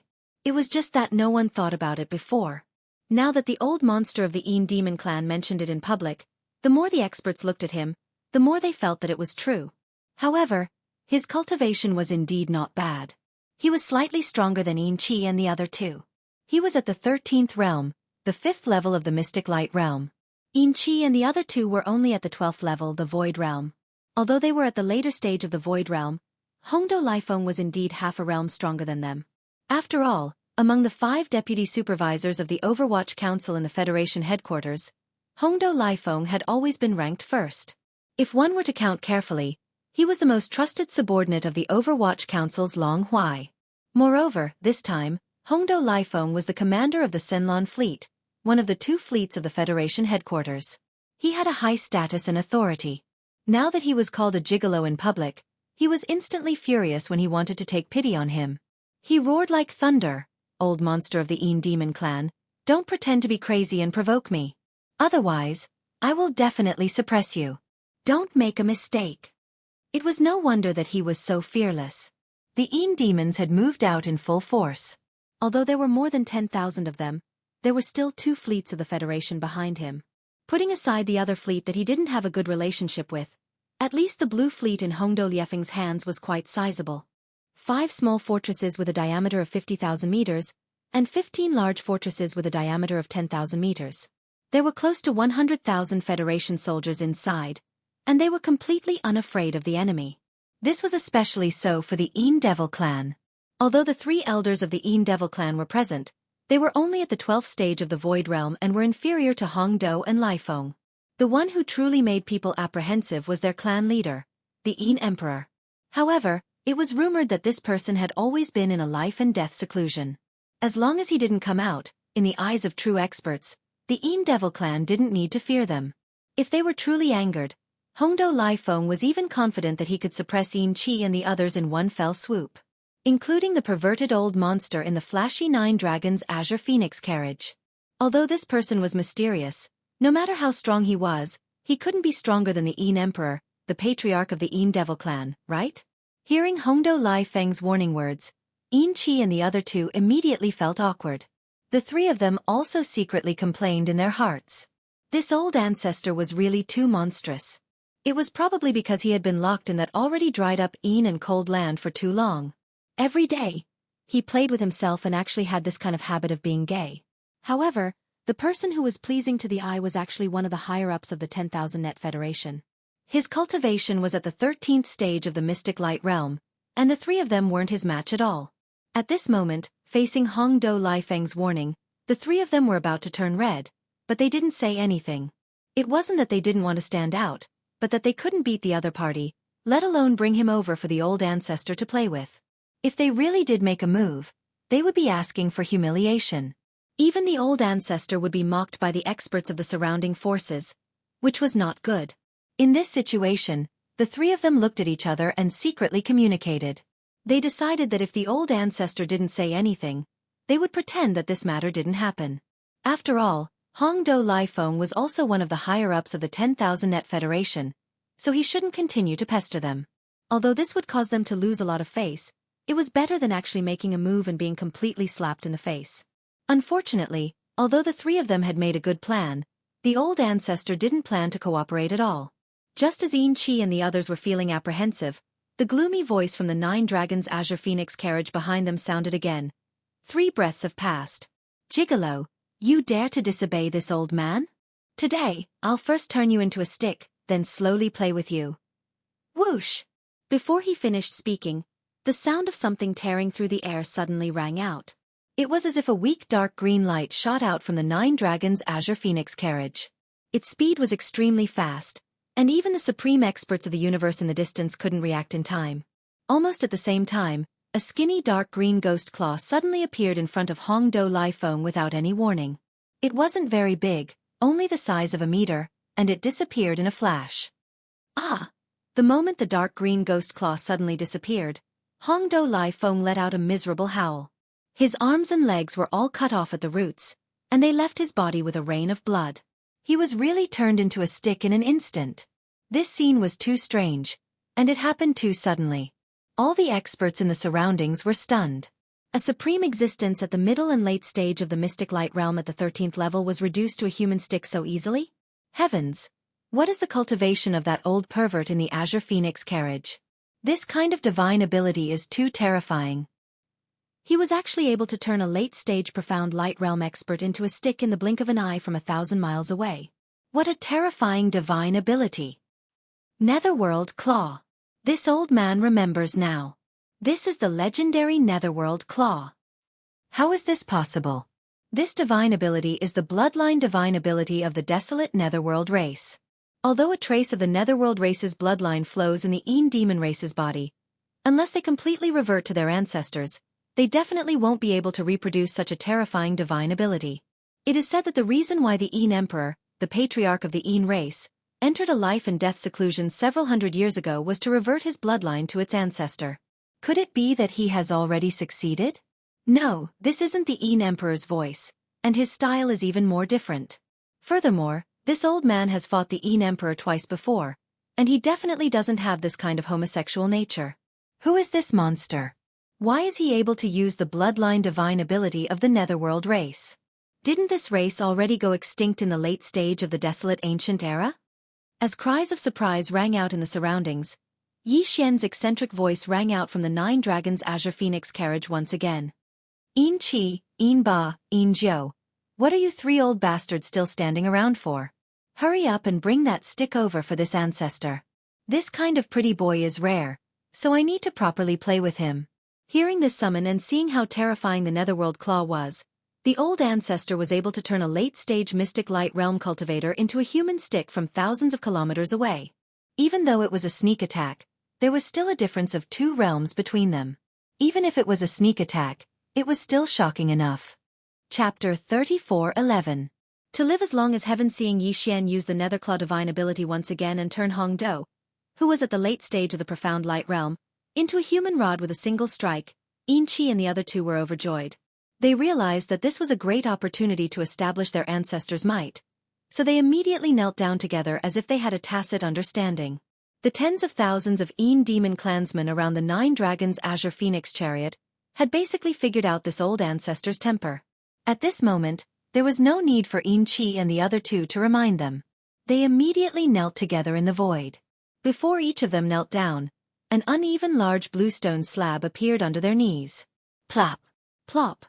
More than 10,000 figures simultaneously shrank by a large amount, and the sound of knees hitting the bluestone floor could be heard. This gave the experts of the various major forces in the surrounding void a great shock, and then they were all dumbfounded by the scene before them. Immediately after that, a thunderous roar rang out, and the voices of over 10,000 people converged into one. Patriarch Huan Ting, we are powerless. Enjoy immortal blessings forever and live as long as the heavens. Enjoy immortal blessings forever, live as long as the heavens. Bang! Bang! Bang! Bang! Immediately after the last word, there was the sound of a large number of figures falling into the void. Among the camps of the major forces, there were many experts who could not withstand it and almost fell into the void. The scene in front of them was too shocking. No matter what, they couldn't have imagined it. What era was this? There was actually such an old monster who liked this kind of thing? It was simply too shocking. Facing the strange scrutinizing gazes of the experts from the various major forces, Een Qi puffed up his chest and stepped forward.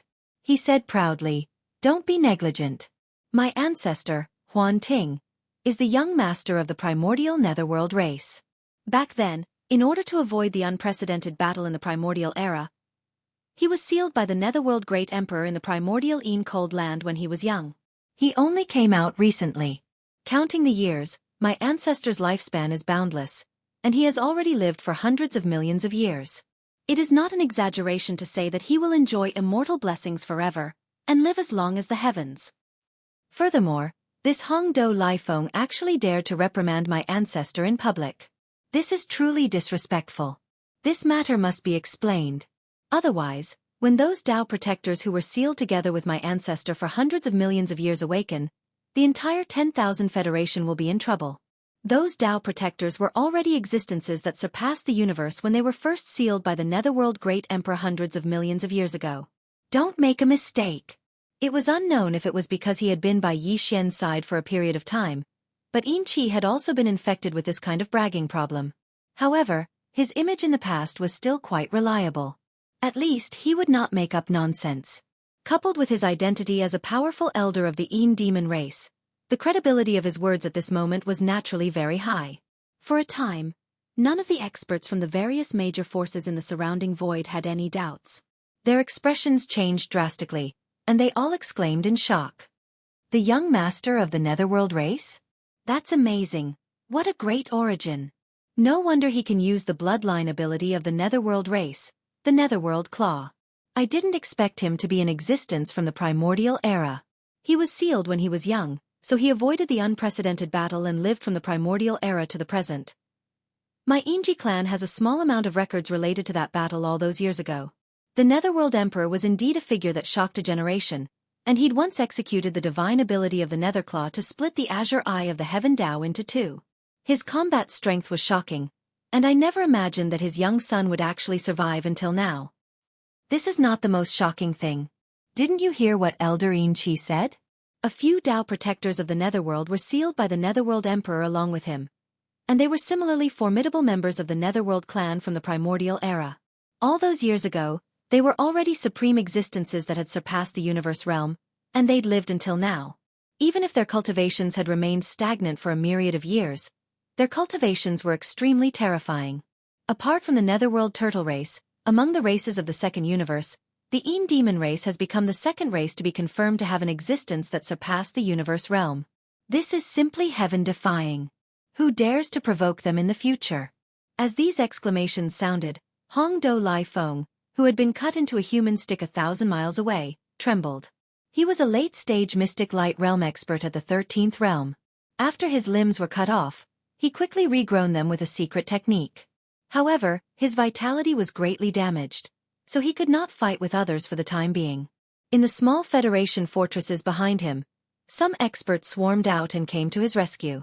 However, Yin Qi, Yin Ba, and Yin Jiu were even faster. Whoosh, whoosh.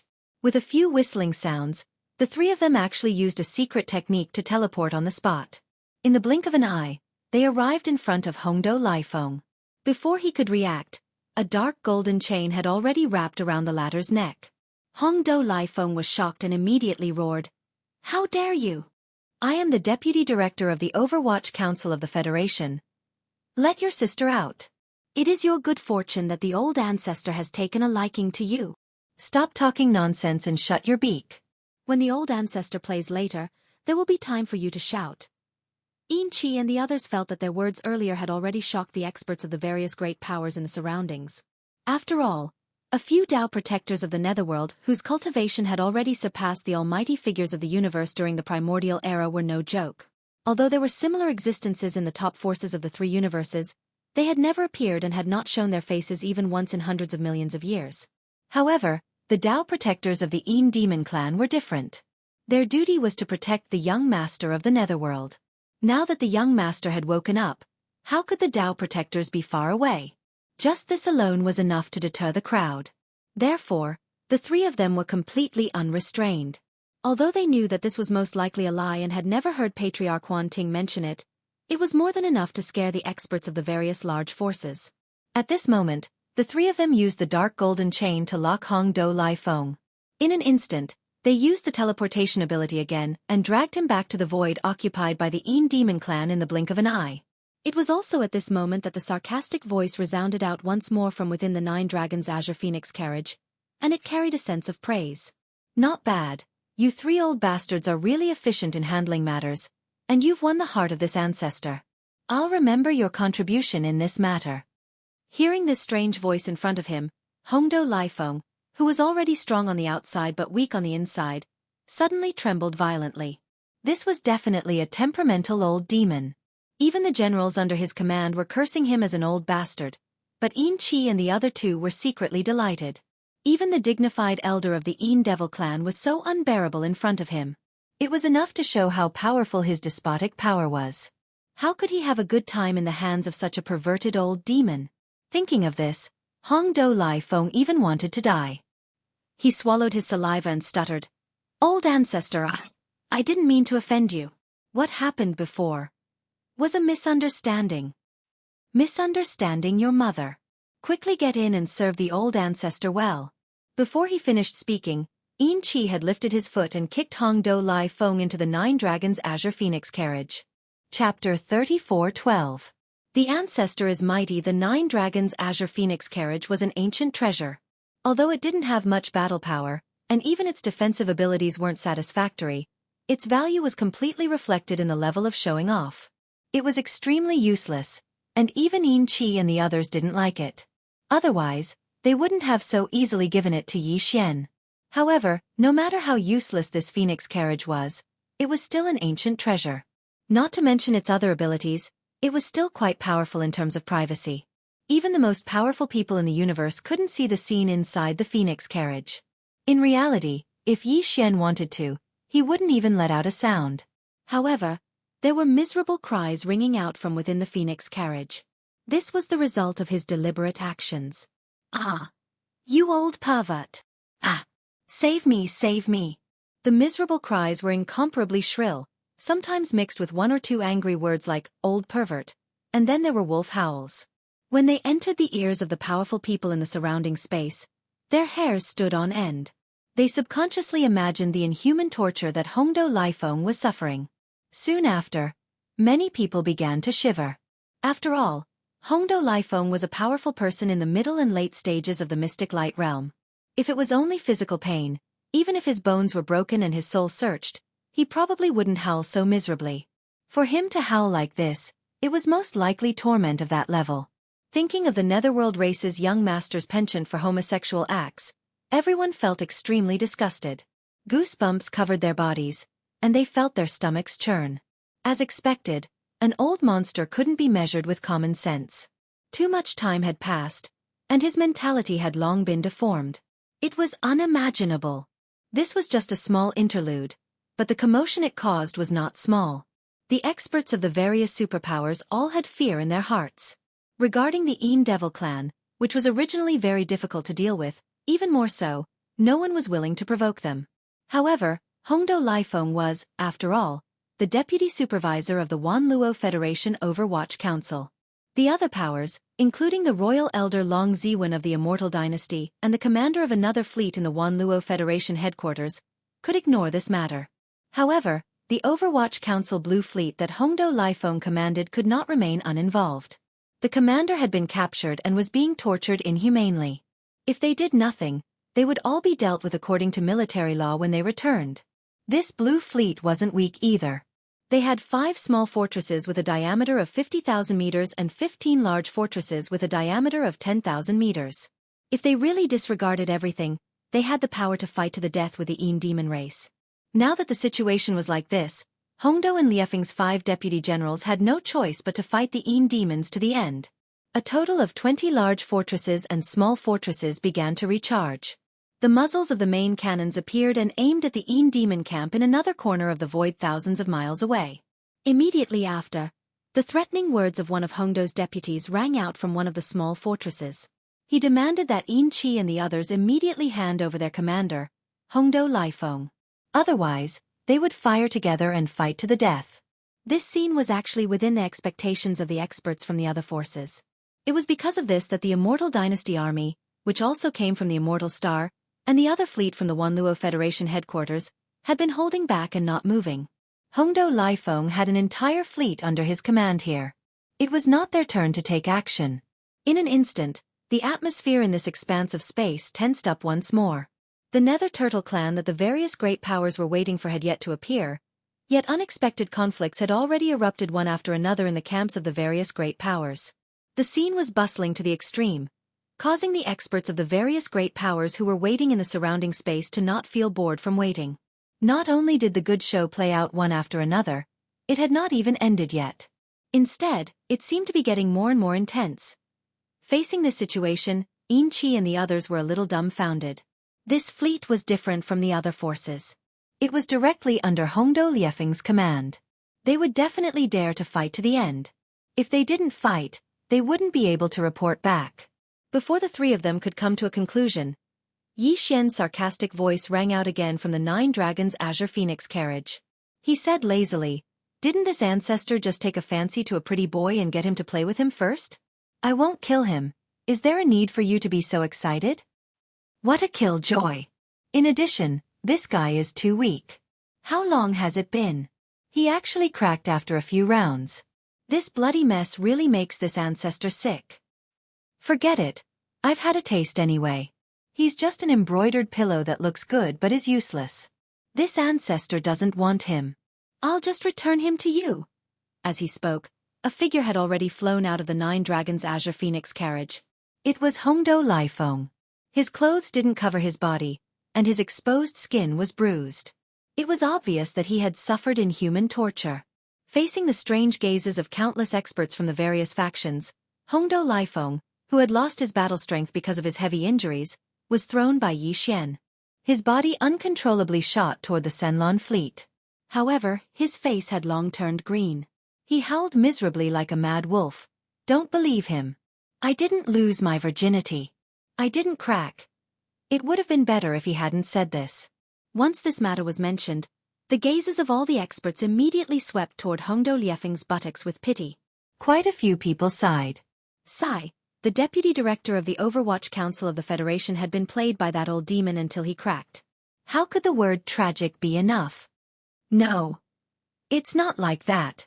That old demon didn't play with me. I really didn't crack. I didn't lose my virginity. Hongdou Liefeng howled miserably again. He was so anxious that he scratched his ears and cheeks. He was finished. This was why Yi Xian hadn't killed him in the Nine Dragons' Azure Phoenix carriage. Letting him carry this big black pot and live well was more satisfying than directly killing him. In the void thousands of miles away, the commanders of the 20 large fortresses and small fortresses saw Commander Hongdou Liefeng's figure appear. Although he had been played with until he cracked, he had returned alive. Thus, they all wiped the cold sweat from their foreheads and successively gave the order to stop charging. However, what no one expected was that while the Senlon fleet was planning to settle the matter peacefully, the netherworld old monster in the Nine Dragons' Azure Phoenix carriage suddenly attacked again. "Humph. I've returned the person to you. However, you dared to threaten me in public just now. How should I deal with that?" Along with a cold snort, before the starry sky powerhouses of the various camps could recover from their shock, a faint dark green light that was exactly the same as before shot out from the Nine Dragons' Azure Phoenix carriage. In the blink of an eye, it arrived in front of a small fortress of the Senlon fleet thousands of miles away. It was where the deputy commander's voice had come from. Chapter 34:13. Translator, Exodus Tales Editor. Exodus Tales. This scene was very familiar. Even though the Netherworld race's Netherworld Claw was extremely powerful, Yi Xian's cultivation was still weak. Every time he used it, he would expend a lot of energy. This was the same as when he used the Heaven-Falling Bow. After all, these two abilities were the bloodline abilities of supreme beings of the primordial era. Since they were equally powerful, they would naturally expend the same amount of energy. Yi Xian had already used it a few times. Even though it seemed casual, he was just forcing himself to use it. However, this was necessary. He couldn't show any weakness. Otherwise, he wouldn't be able to achieve the effect he wanted. Compared to the time when he only used a sneak attack to turn Hongdou Liefeng, who was in the late stage of the mystic light realm, into a human rod, Yi Xian even used his claw to cut a small meteor in the void thousands of miles away in order to intimidate Xianxia. Even though this time, Yi Xian's netherworld claw was much closer, only thousands of miles away, his target was a small stronghold with a diameter of 50,000 meters. Therefore it was much more difficult. As far as Yi Xian was concerned, the most direct difference was that the power of his cultivation, the power of his physical body, and the power of his blood had instantly reached a peak. Even though it wasn't like when he used the Heaven-Falling Bow when he was still very weak, Almost all the energy in his body was drained and he fainted on the spot after shooting the arrow. However, it wasn't too far off. Luckily, Yi Xian had all kinds of treasures and spirit herbs in his hands. He also had a large amount of cultivation resources like multi-pupil sense crystals and star core sources. Therefore, after using the Netherworld Claw, he immediately took out a large amount of resources from his undying world and threw them all to the devouring system to recover at full speed. Everything was done secretly. After paying such a price, before Yi Xian could fully recover, his goal of using this attack to show off his strength had been successfully achieved. Rip! Boom! First, there was a crisp sound that sounded like a piece of silk being torn apart. Then, there was a huge explosion that covered the sky, shocking and illuminating a small part of the void. A steel battleship and a small fortress with a diameter of 50,000 meters was like a small meteor, but it was even more sturdy. However, at this moment, it was instantly cut in half by the giant dark green nether ghost claw. The sound of an explosion resounded. Countless electric sparks flickered, and flames soared into the sky. The small fortress that had been cut in half completely collapsed. A large amount of resources fell from the cut, and the figures of some Federation military experts scurried out in panic. This scene stunned everyone. That freak in the 9 Dragons Scion Phoenix chariot was too cruel. He had only threatened him with a few words, but he had directly destroyed a small fort with a diameter of 50,000 meters. It had to be known that this was the Blue Fleet of the Wan Luo Federation's Overwatch Council. It was a powerful department of the Federation headquarters, yet the other party did not take it seriously at all. Amidst the shock, understanding rose in everyone's hearts. This freak old demon could not be provoked. He came from the later stage of ancient times hundreds of millions of years ago. He was the only son of the Emperor of the Netherworld. Presumably, he was used to running amok in the later stage of ancient times. In this world, he was even more fearless. Furthermore, behind him were a few Netherworld guardians whose cultivations and abilities far surpassed the 15th realm of Jianghu. Once they were awakened, other than the most powerful hidden powers of the various major powers, who in this world could face them head-on? Even John Tu, Long Ziwen, and the Browless ancestor, who were at the 15th realm of Jianghu, couldn't help but feel their eyelids twitch. To cut a small fortress with a diameter of 50,000 meters in half was something they could also do with great ease. After all, they were powerful beings of Jianghu. However, they could not be like this killing god, stirring up such a disturbance over a small matter. He was too unrestrained and did not take the Wan Luo Federation seriously at all. It was best not to provoke such an existence. He was practically a madman. Even the Senlon fleet, who had a small fortress destroyed, swallowed their anger and did not continue to pursue the matter. The other party's background was too great. Since Commander Hongdo Lifeng had already returned, there was no need to continue fighting him head-on. The final plan of how to deal with the matter would be reported after returning to the Overwatch Council. The great gods in the Federation headquarters would naturally have an explanation. For a moment, the aces of the various major powers in the surrounding space all revealed fearful expressions. Only the purplish warbler, Duanmu Xiaocha, and Zhao Qianru, who were in 3 different ships, seemed to have a telepathic connection. They quietly muttered to themselves at the same time. This style is so familiar. So cruel and unforgiving when reason is right. Why does it feel like it's exactly the same as that big bastard style? I must be hallucinating. This can't be real. How could it be him? If it's true, then it's really a big problem. I actually took a fancy to a pervert with homosexual tendencies. It's so creepy. An unexpected storm had come to an end. Yi Xian's goal had been achieved. Without a doubt, the Huan Ting Elder's cruel and domineering image had now been deeply ingrained in people's hearts and shocked everyone. From now on, in this sea of Hades turtles, there was basically no power who dared to provoke them lightly. It was also at this moment that there was finally movement in the vast sea of stars surrounded by the fleets of the various major powers. Previously, when the various major powers had arrived, none of them had recklessly entered the sea of Hades turtles.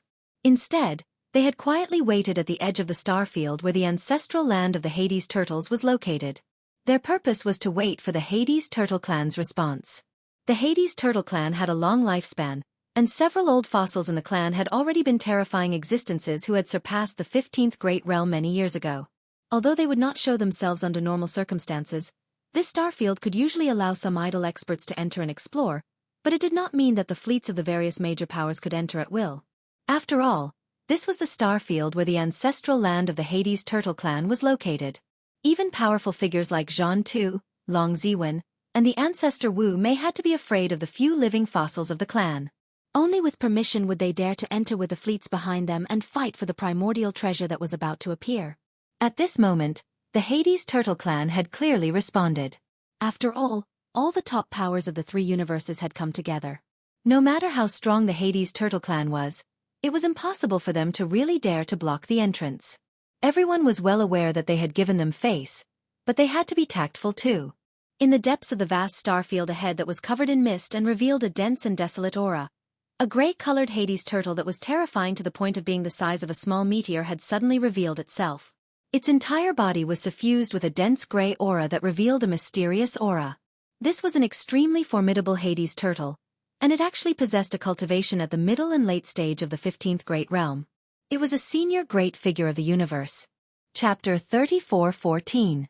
Translator, Transin Editor. Transin the turtle ancestor invites you in. This gray pouncing nether turtle that was as large as a small meteor was an elder of the nether turtle clan. The lifespan of the nether turtle clan was extremely long, and they'd lived for a few millions of years. Even if it was an elder of the clan, he was already at the 15th realm, the advanced stage of the universe realm, and he'd lived for countless years. Unfortunately, the masters in the surrounding starry skies couldn't feel much vitality from this nether turtle. Perhaps with its nether turtle bloodline, it could live for another few million years, but this kind of life was no different from death. The nether turtle clan had lost their faith, and even the bloodline inheritance of the clan had been personally lost by them. The blow was too great, and all of the nether turtles were no different from being dead. The Sea of Nether Turtles was a very vast star region. However, there were only a little over 1,000 nether turtles in this star region. This was the total population of the Nether Turtles clan.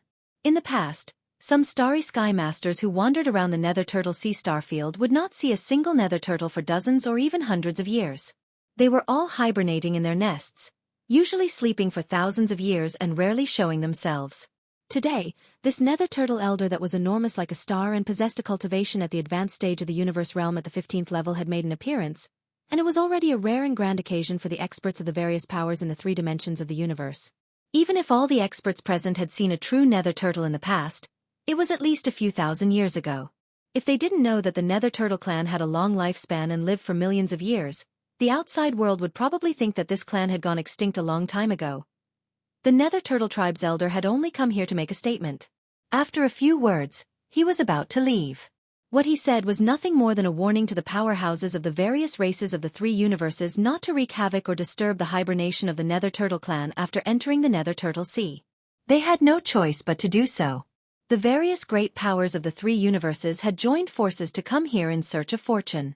Even though the Nether Turtle clan had a few peerless existences, they weren't strong enough to become enemies with the three universes. They gave them face and didn't trespass. After the elders of the Nether Turtle clan made an appearance, they could only give them a few words of warning and immediately let them pass.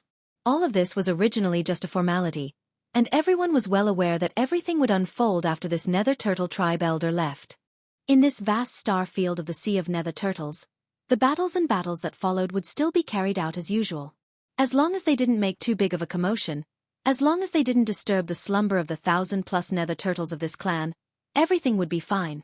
All the nether turtles of this clan were lethargic and lifeless, and they didn't have the heart to contend for supremacy, so they wouldn't pay too much attention to these disputes. However, just as the Nether Turtle clan elder was about to turn around and return to his slumber, Xianxia, who was beside the 9 Dragons Azure Luan carriage, took a step forward and suddenly spoke out loud, saying something that caused Yi Xian to be dumbfounded. "Fellow Daoist, please wait a moment. How can you be so rude as to ignore the visit of your clan's granduncle and turn around to leave?" The granduncle that he was referring to was naturally Yi Xian. In Xianxia's eyes, his identity was the young master of the Nether Turtle tribe, and he came from the later stage of the primordial age. Back then, he had rolled and peed on the back of the Void Turtle tribe's bloodline ancestor, the Nether Turtle tribe. If he really counted, he was indeed the granduncle of this Nether Turtle tribe. Therefore, Xianxia's words were said confidently, and all the experts in the surrounding void heard it and were all dumbfounded. At this moment, all the experts in the starry sky turned to look at Xianxia as if they were looking at a fool. In the face of a nether turtle who had the terrifying cultivation of the universe late stage, the 15th great realm, this fellow actually dared to reprimand him for being rude to his face and even said that his granduncle was here to visit. This was clearly the rhythm of seeking death. In fact, even Yi Xian had such thoughts in his heart at this moment. Now, he simply wished that he could strangle Xianxia to death on the spot. The words that he said to Xianxia and the other two previously were just to pave the way for him to order all the more than 10,000 Yin demon clansmen to help him search for the fragments of the ancient turtle shell after entering the Sea of Nether Turtles. Who would have thought that this old fellow would be so serious and actually take it completely seriously, and actually dare to reprimand a terrifying nether turtle who was in the later stage of the universe late stage? This was clearly the rhythm of roasting Yi Xian on the fire. With Yi Xian's cultivation and strength, he was confident that he could use the nether claw to fool Xianxia and the other two existences. Even if it was a powerful figure in the 15th great realm of the universe late stage, Yi Xian might be able to bluff his way through without knowing the inside story. However, this person in front of him was only an elder of the Nether Turtle tribe. Behind him was the tribe leader of the tribe and the living petrified beings who were said to have lived for hundreds of millions of years. Those were supreme existences whose cultivation had long surpassed the 15th great realm of the universe late stage many years ago. Facing such existences, Yi Xian was not confident that he could fool them. This time, he was really going to be killed by Xianxia this time. On this side, Yi Xian, who was in the 9 Dragons Green Phoenix carriage, secretly complained. But Xianxia, who was beside the carriage, did not feel anything. Seeing that the elder of the Nether Turtle tribe who was about to turn around and stop in the void ahead stopped in his tracks, and countless experts from the various large forces looked towards him, this old fellow was actually delighted. He felt that he had finally helped the ancestor to show his face again, and presumably, the ancestor's impression of him would be better. As a result, he became even more excited. His voice did not stop as he continued to speak with assurance. Our ancestor is the young master of the Netherworld. He was sealed in an innately cold place by the Netherworld Great Emperor in the later stage of the Antiquity Age, and he only came out recently. During the battle all those years ago, the Netherworld Great Emperor of my tribe and the Void Giant Turtle tribe's bloodline progenitor were on the same side, and they were comrades in arms. Moreover, the Netherworld Great Emperor of my clan had a very close personal relationship with the Void Tortoise, the bloodline progenitor of your clan. According to the young master of my clan, before he was sealed when he was young, he even rolled on the back of the Void Tortoise, and peed on it. In this way, our clans aren't outsiders, and the young master of my clan is clearly your Nether Tortoise's granduncle.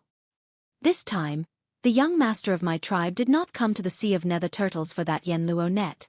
He heard that your Nether Turtle tribe lost the ancient turtle shell of the Void Ancient technique, and he couldn't bear it. So he brought us here with the intention of helping the Nether Turtle tribe find the inheritance. This is a friendship between comrades in arms.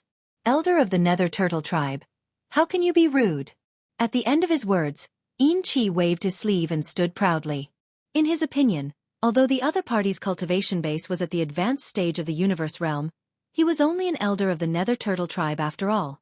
He was also an elder of the Yin Devil tribe, and he was also an elder with power. If he really wanted to talk about it, they should be on equal footing. Therefore, from the meaning of his words, it was obvious that he was hinting that the elder of the Nether Turtle tribe would welcome the arrival of the ancestor of the Nether Turtle tribe and the existence in the 9 Dragons Azure Phoenix carriage into the tribe.